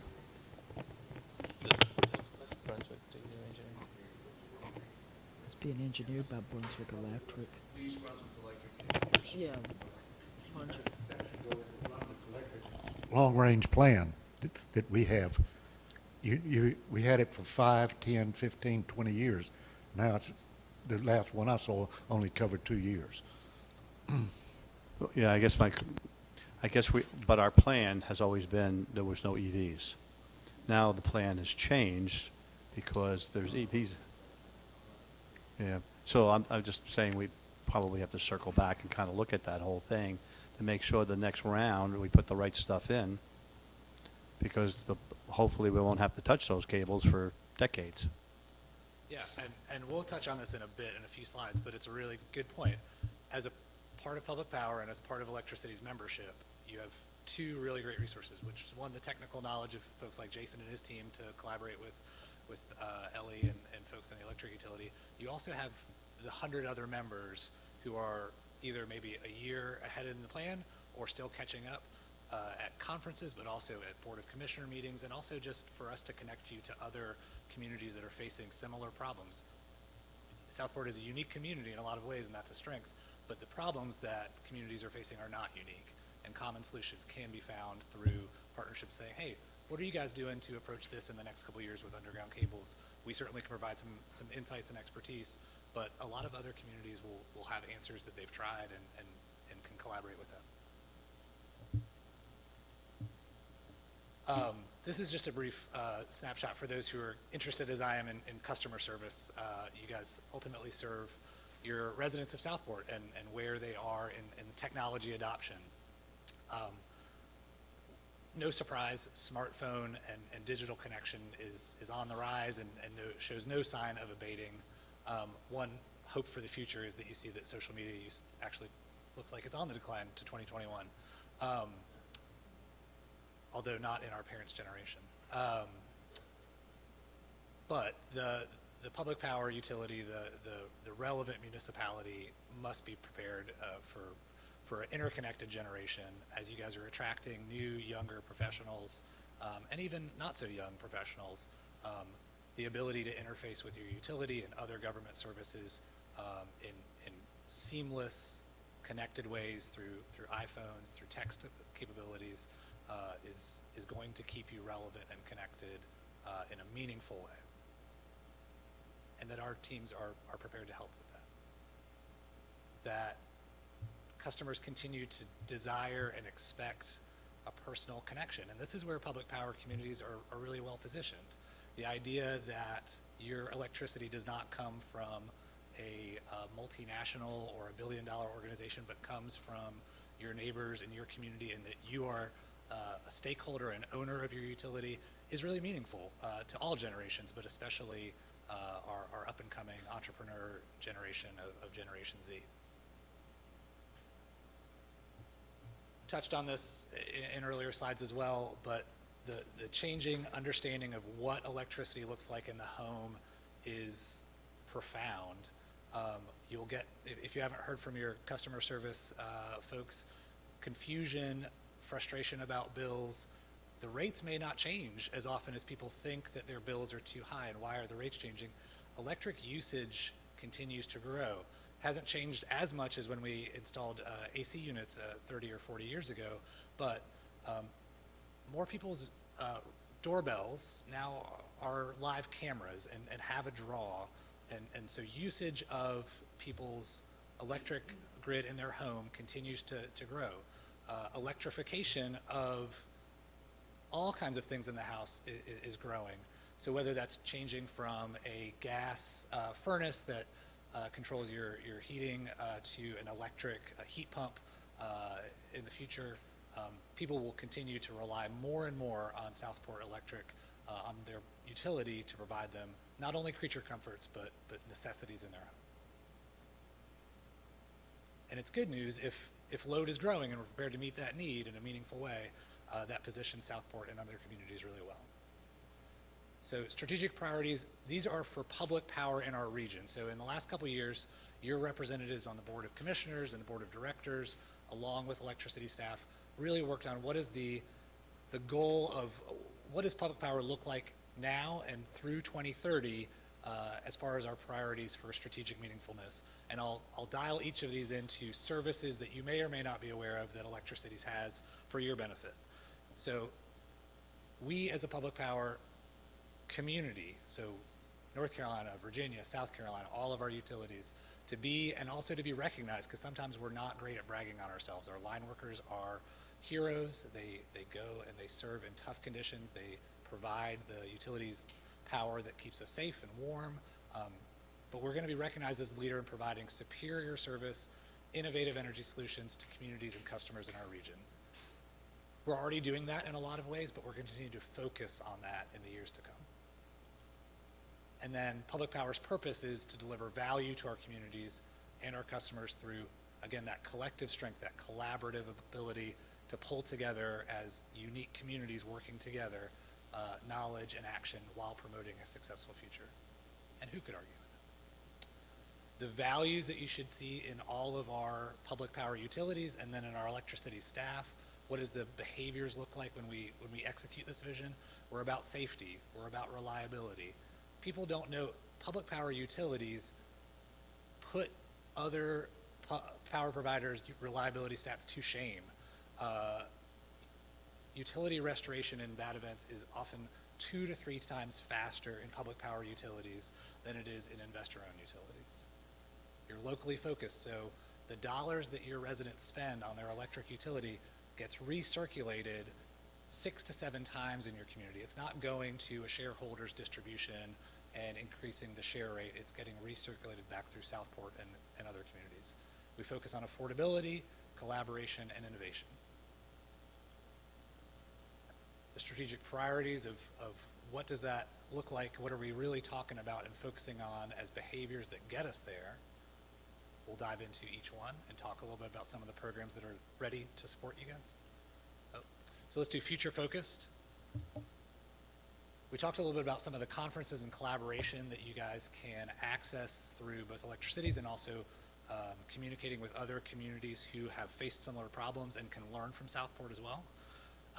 You may or may not be aware, we have an economic development team standing ready to support with downtown revitalization grants. Good news, Southport has just submitted for an up to $10,000 downtown revitalization grant. We still wait to see the outcome of that, but that's really exciting news. The economic development team is in trade shows and conferences across the U.S. and across the world, talking up Southport and other public power utilities.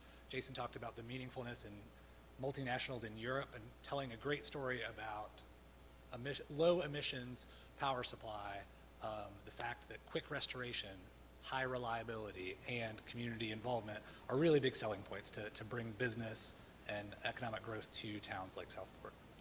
I was talking to one of our economic developers who was doing kind of a road trip with a business that wanted to place in a public power community.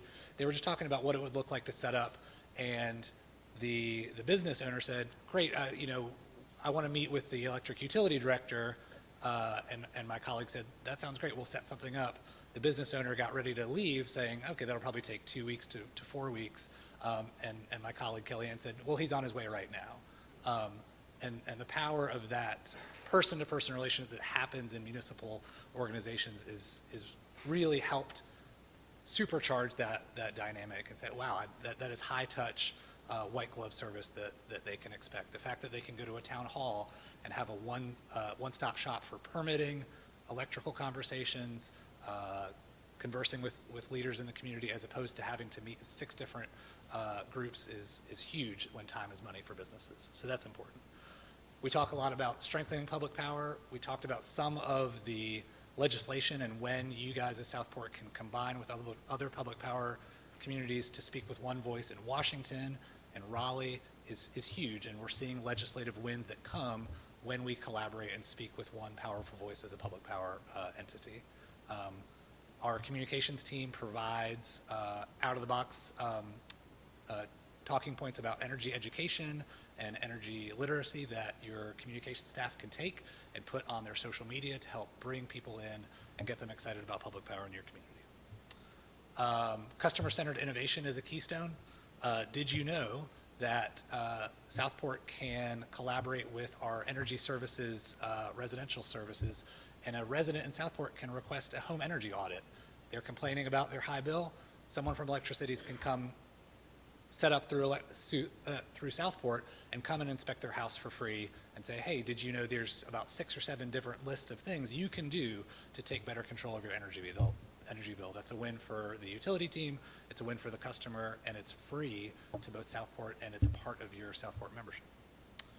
Obviously, calling anybody on Brandon's team or Jason's team for operational help helps us provide superior power around rates, reliability. It's a huge portion of it. And then people, did you know that we provide both line worker apprenticeship programs to help train and then keep workforce development folks in those really critical jobs?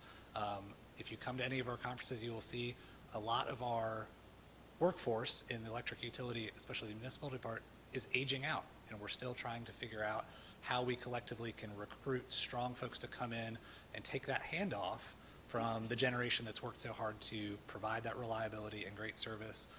We do that better when we do it collectively, and our HR team does pay studies to help support that, make sure you guys have all the relevant information so you can recruit, retain, and promote really good people in your teams.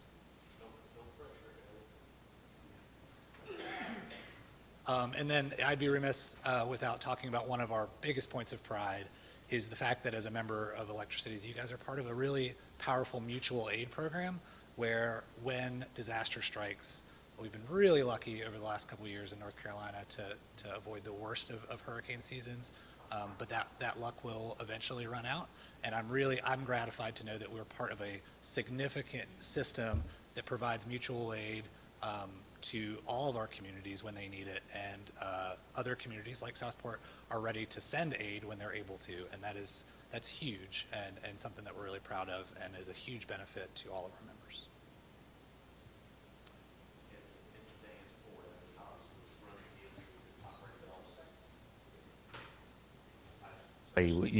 With Brunswick operating y'all's system, I mean, they're going to use the same kind of business model we use at Public Power.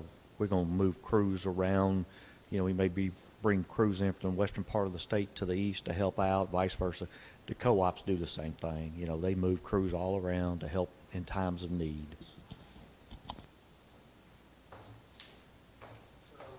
I think what we're transitioning to is some material that I know you all provide us with data that we're required to file with the Department of Energy each year. It's energy information about residential, commercial, industrial rates. Y'all obviously don't have any industrial rates here, but this is a massive database that all utilities are required to report into, whether you're an investor-owned public power or a cooperative. And so our folks kind of work with the individual communities to get the data, make sure it gets submitted timely and all that kind of mess. Well, we just recently pulled the data for 2022, and we've got that we want to show you all. And I think it's on a thumb drive as well that she's got loaded. So we're going to get to that in a minute. But in the meantime, somebody want to go through this, or you want me to? Yeah, so real quick, this gets a little bit back to the Eastern asset sale. When we sold the assets back in 2015, we had a cost projection of what that was going to look like to continue to own the 2 nuclear plants and the coal plants. That's that top dashed line up there above the green area. That was our cost projection of what it was going to continue to look like to own and operate those plants. With the asset sale, we also projected out, based on information that we got from Duke, what's that cost profile going to look like. And so I actually misspoke. The 19% rate reductions, it starts with this slide at 2015. So the gray box up there reflects that rate reduction. Then the dotted line going from left to right reflected what we thought our wholesale power cost was going to be entering into that full requirements contract with Duke. Well, what we've actually experienced is the solid line below the green area. So the day the deal closed, we were expecting to have between 2 and 3% wholesale rate increases coming at us from Duke every year, immediately starting, the next year after the asset sale. Well, what you can see here is for the first year, rates did not change, and then in year 2, we actually lowered rates and kept them flat. Then rates went up slightly, and now we've been in this long period of time here through 2022 where we haven't changed rates. So the difference between the dotted blue line, or the dotted black line, and the solid, it represents that we're literally 44% better off than we thought we was going to be at this same time. And the number I like to use, when we did this deal, we thought our 32 communities was going to save $1 billion over a 10-year period. At year 6 into that 10-year period, we crossed the $1 billion savings mark. So our 32 communities have saved $1 billion and counting since we did that deal. And so here we are now 4 years later, we're into this year is the 7th year? We got 2 more years to go to get to 2015, 24, and 25. And so last year we crossed the $1 billion mark 4 years faster than we thought we were going to, and the savings are still counting. So it's a good deal. Now, I don't want to mislead you all. We got because our contract and all the other contracts are this cost of service study, meaning Duke forecast what their costs are going to be for demand and energy, and they give us that forecast in December. Well, they bill us on that number the whole year. And then at the end of the year, after they close their books, then they true up to actuals. What was their actual cost? We've been fortunate since 2015. We've had, offsetting true-ups, the demand rate, capacity rate versus the energy rate. Those have been canceling each other out. For 2022, they did not cancel each other out enough. In fact, our true-up, now you can only imagine, we're about 10% of Duke Energy Progress. Our true-up was $65 million. That's 10% of their system. So you can only imagine what kind of cash flow and impact Duke itself has experienced on its DEP retail customers. We're talking billions of dollars of cash flow that they've had to true up themselves, i.e. their fuel adjustment clause that they just filed with the Utility Commission. It was like 13% increase in their fuel adjustment clause. So I'm saying that to say we've already paid the true up. We paid the 2022 through up because we had enough working capital to pay it, so it's been paid. But based on what we're seeing for 2023, we may be faced with another large true up that we're going to have to pay in 2024. So It's going to have to be, because the fund that you took the 2022 money out is decreasing, and you have a minimum that you have to have on that. that's right. That next true up very well could be a rate increase, is Yeah. it not? Yeah. Okay. Yeah, so that's the punchline of what I'm saying here is we took a pretty good chunk, obviously, of our working capital, $65 million, to pay that true up. Now we're rolling into 2024. When we get our number from Duke in December, we'll then look at, okay, what's our working capital level? We're going to have a real good idea of what that true up's going to be in 24 for 23. Now, what's the best way to do to recover that, to replenish the working capital? We have two mechanisms we can use. One is called Rider 1, and it allows us to recover the true up through that rider. The other way we can recover it is through changing our demand and energy rates. Right now, the preliminary thinking is we're going to use the rider. And the rider is designed to recover the true up over 12 months. Quite honestly, we don't need to build up cash that fast. So what I proposed, and the rate committee agreed, the board of commissioners agreed, and the board of directors agreed, is let's recover that true up over 2 years instead of 1 year. So we're going to smooth it out, and we'll recover the money, but it'll be at a much gradual, over 2 years versus 12. Now, what's magical about that? Because I'm trying to get us to 2025 when the debt's paid off, and we would have a rate reduction because of the debt being paid off. And right now, that projection is anywhere between 8 and 9%. So that's why I'm trying to lay out a smooth, we don't want to build up cash fast over 12 months and then turn around in 25 and have a big rate reduction. Now we've got all kinds of volatility in our rates. So we're trying to provide our 32 communities with rate stability so you all can do your planning at the local level with your budgets. So that's why, while it's not completely decided yet, in January we'll make the ultimate decision on what to do. But right now the thinking is to implement that rider and recover some of that money over 2 years, gets us to 25, and then we'll see where we are. So In January of '24, we're going to be looking at basically the cost overrun for 2023, Yeah. the true up.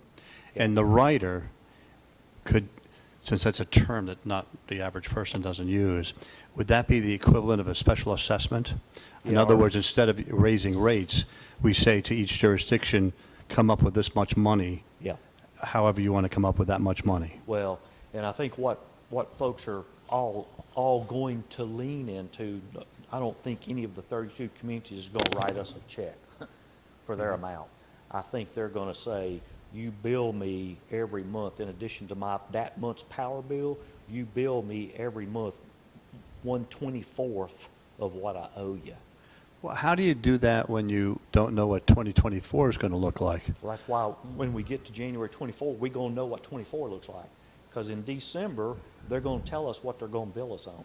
So that's what they'll bill us on in 24. So we'll know exactly what our bill's going to be in 24. Yeah, We'll know. but during the course of 23, in January of 23, they told you what your bill was going to be. Yep. At the end of 23, it's going to be more than what they told us was going to be. That's right. Yep. So if we have to have this pot of money for 23 and you want to spread it over 2 years, at the end of 24, we could be back to the same thing. In January of 24, they told us what our bill was going to be, and in December of 2024, we have yet another overrun. Yeah. Is that correct? Yeah, but here's, following through with that, the true-ups are due in the middle of the year. In the middle of 2025 is when the debt's paid off. So, we're going to have an 8% reduction, 8 to 9%. So, we got that rolling off at the same time that the true-up for 24 may need to be paid in 25. So But- that's why I'm trying to lay everything out to get us to 25. And if there's a 24 true-up, we'll use, because that rider will have expired. It's a 24-month rider. It will have expired. Well, if we need to initiate another rider to pay the 24, we will. We got time. So the only way that we could pay, even if it's amortized over 24 months, is that either we raise rates to get the money, or we take money out of the fund, the electrical fund that we currently use for like burying cables and stuff. And it's almost November tomorrow, or 2 days from now. Or a mix of both. It's not one or the other. It could be take a little bit out of your fund balance, raise your rates a little bit. I mean, it's not, we got to do that or that. Do we have So it? the Do we have? 23 true-up, you're not coming to the members for. Say that again, I'm The sorry. 2023 true-up, you're not coming to us. Or, Not yet, no. okay, so the $65 million that you said you paid It was for last year. was for 2022. That's right. So The 2023. did you come to us with the bill for that for Southport to true up? No, no, we took it out of working capital. So we had enough cash at the agency level to pay for it. Do we have a working capital chart in this deck? No, we don't. So, yeah, so we had enough cash at the agency level to pay the $65 million true-up for 2022. So it's done, it's paid for. Obviously, we took a $65 million chunk out of the fund balance at the agency level. Now, in 2024, what we're seeing is we're going to have another pretty large true-up for 2023 for this year. Well, in our contract with Duke, we've got the ability to pay that over time, which is what we will do, but we will also collect it from the members over a longer period of time, because we don't need the cash at the agency level immediately. But we do need to rebuild it over time. So we're going to pay Duke back over 12 months, the 2023 true-up, and starting in 2024. And we're going to recover from the members over 2 years, the 2022 and the 2023 true-up. So we'll slowly build cash up to get us to 25 when the debt's paid off. And then I hope we're going to be financially in a good shape. I'm sorry, I made a mistake. I thought you were paying that $65 million out of the goodness of your hearts. No, it's the 32 communities' money. It's y'all's money. It's y'all's money sitting at the. Yes, yes. It's a lot of moving parts, but we're trying our best to use the tools that we got, and not, like I said, we don't want to be raising rates, at the 32 communities and then we turn right around, and then we have to, we lower rates, it's just, we're trying to manage that rate volatility. Since we're so close to the end of the year, has Duke given you a estimate of what this is going to look like? 30 million? I think when we talked at the Board of Commissioners meeting last time we met in September, right now it looks like it's going to be between 30 and 50 million. So we don't know yet. Their last month's bill that we got, their forecast error, they were only off 1%. So it's natural gas. It's commodity natural gas prices that has driven these true ups. What percentage of this is Southport accountable for? I don't know, because what we do when we true up, we go back and look at your actual demand and energy, and then whatever the demand true up is, if it's a credit, then you get that based on your demand. If the energy true up, which it'll be a negative, then whatever yours was is what you pay as your part of it. So it's actuals to actuals. Everything's trued up actuals to actuals with all 32. So I don't know what your number. I apologize. I just don't know. Or it could be just 1/24 times 1 over 32. That's a joke, but thank you. It's for the engineer. Yeah. Well, close enough, but you got Greenville, Wilson, Rocky Mount that are bigger communities, got, yeah. If it was a weighted average, yes. But all right, Can we do the next slide? I think the rest of these are more of. Yeah, let's hit them pretty good, because I want to get to that. So real quick, over the years, what we did, just kind of keep up with how have the wholesale power prices, changed over time. So you can see in 2015, the black bar to the far left, that's what our rate reduction was when we sold the assets. And then you can see, we've had the green boxes are to the good. We've actually been able to have wholesale rate decreases. The reds are when we had to increase. But just because the reds went against us didn't mean we raised rates, right? Because once again, we had the working capital cash not to have to raise them. We absorbed those red boxes, for lack of a better word. So you can see here how we've continued to drive down cost over time with various challenges. We challenged, in one instance, you can see the return on equity that Duke is getting. We were able to challenge that and get it reduced. So there have been a variety of challenges as we get our wholesale bill that we have used to drive costs down to where you can see us now here in 2032, we're at the 7.29 cents is where we are. So, just every year we're constantly focusing on how do we continue to extract value out of that FRPPA. This does not even include the battery settlement, the additional 25 megawatts that we were able to get, the additional flexibility. Those things that we just settled are not included in this. So we'll do another one of these next year. So good news story, continuing to really drive down wholesale power cost. A little bit more good news for Southport. Look at the next slide. Yeah, you're going to like this next slide you're going to see, or set of slides. Like I said, this is data that was just hot off the press because EIA finally published and posted everybody's submissions. Yeah, oh yeah. So if I can I go stand up here so I can see it? Because I can't see from back there. Yeah, so can you see it? Sort of, can you increase the font size? I mean, we don't need to see the headers and as long as we can see the bar graph.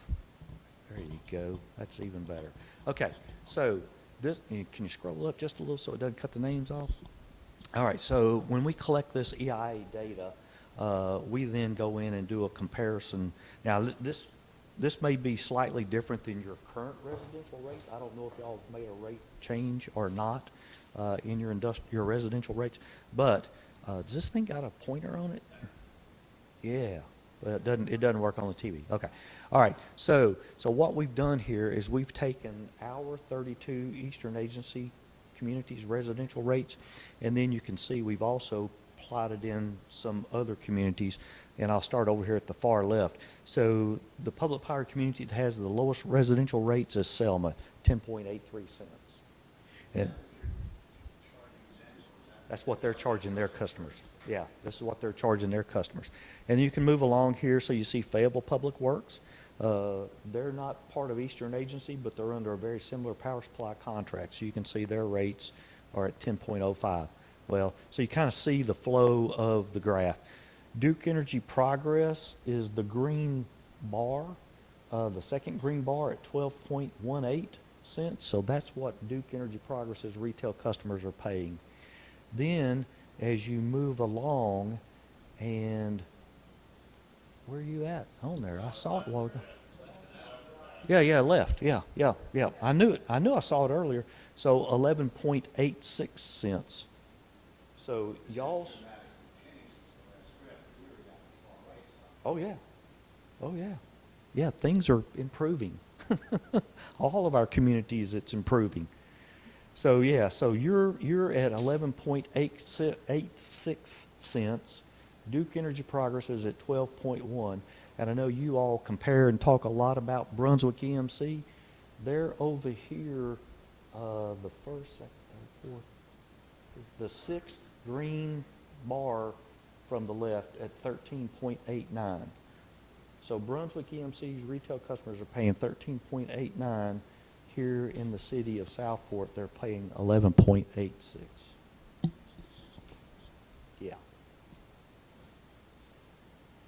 And you can see the rest, obviously you see all 32. No, but it doesn't include Duke Energy Progress's fuel adjustment either. Yeah, this is pure rates. What they charge their retail customers. Okay, so that's residential. So the key takeaway is 11.86 cents compared to Brunswick at 13.89. And yes, I said that for the guy with the newspaper so he could write it down. I'll say it one more time. Okay, all right, now then the next graph is your commercial rates. So if you want to go to the, or can you do it or do I need?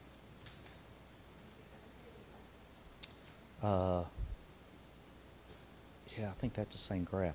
I think you got to go page 2. Yeah. That's your zoom. There you go. Yep, that's commercial. Okay, all right. Same graph, stacked from lowest to highest for the commercial customers in their area. And once again here, I'll point out Southport. Yep, right there. Y'all's commercial is 10.03. Duke Energy Progress is 9.37. And then moving over to Brunswick EMC, it's at 11.05. So you see your commercial rate at 10.03 compared to Brunswick at 11.05. So quite a bit of difference in your commercial rates compared to Brunswick. Yeah. Load management. They do not have a load management program. Hookerton does not. Hobgood does not. I can't tell you how many times I have been their community and talked about the value of load management, and just they're not seeing it. There's other reasons. They're having quality staff.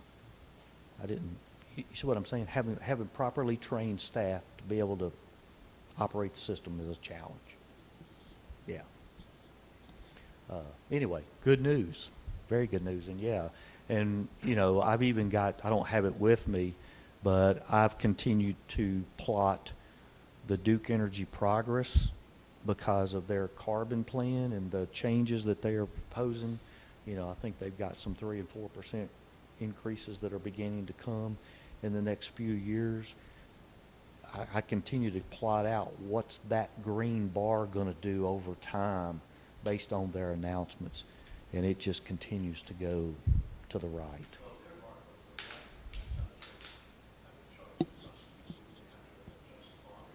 Yes.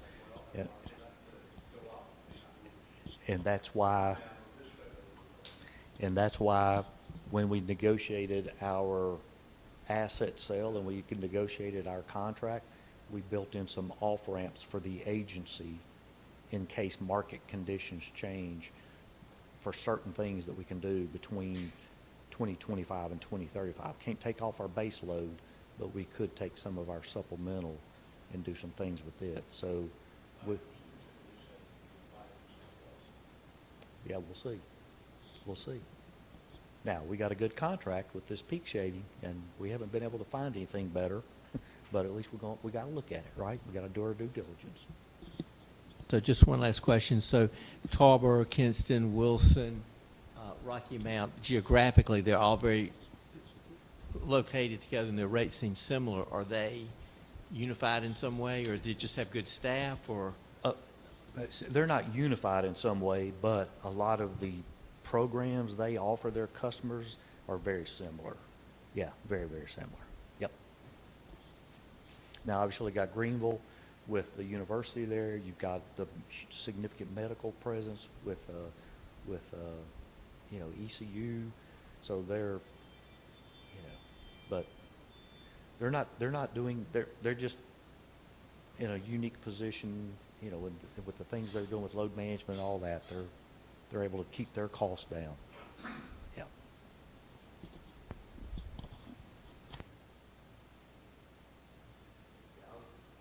I saw this writing here this morning, and I said, we got to get this on a thumb drive and show these guys, because it's some good news.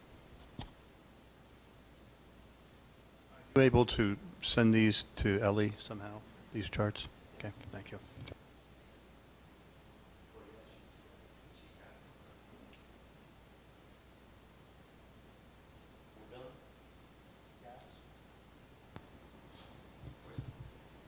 Just to let you know, Bonnie did message back, and given your information, she said that Deborah Fish said they can implement it for us through notifications and manage that from BEMC. And lunch is here also.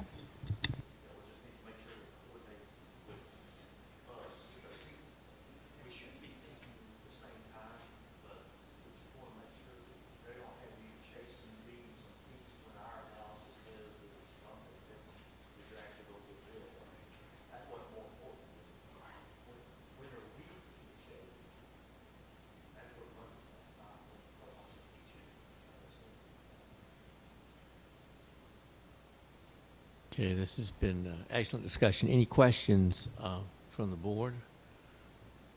Or anyone from the public here? I don't believe so. They missed a good opportunity today, a good presentation. Mr. Fisher? I'd just like to thank Roy and his team for coming down today. This has been about a year and a half in building, but we finally worked the schedules out to get it down here. And a little background on history on this point on load management. When this first came out, Southport borrowed $400,000 from the power agency to put load management in. And it's paid off, I think, in the future. And the last thing I'd like to mention is the meetings that they have in Wilson for the commissioners, rate committee, the people who will be attending in the future. I think more people in the staff should go. Finance people, the people working up in the front office, board members should attend. All this information is put out up there. And I know I probably don't do a great on my report each month, but I haven't had a lot of inquiries on it, so maybe it's meeting your demands, but I think you can learn a lot more by being up there. And again, I want to thank you, Roy, and thank And Paul, I would double down on what you just said, because attending this with you and Ellie has been certainly an education for me. Otherwise, I wouldn't have been able to ask half these questions if I hadn't gone to those meetings and listened to everybody else talking. So they're valuable. Mr. Fisher, we want to thank you for 30 years of service with Electric Cities and bringing us back this information. We've read your reports. They're excellent. And the information, it is so much better than just reading it, having y'all here today. Mr. Jones, thank you for this. Thank you for your staff for being here. It makes all the difference. And I feel like the board now is certainly much more informed, and our citizens can look at this meeting and be more informed. And Bob Lipa, make sure you get that quote correct about the percentages and that type of thing that the CEO stated.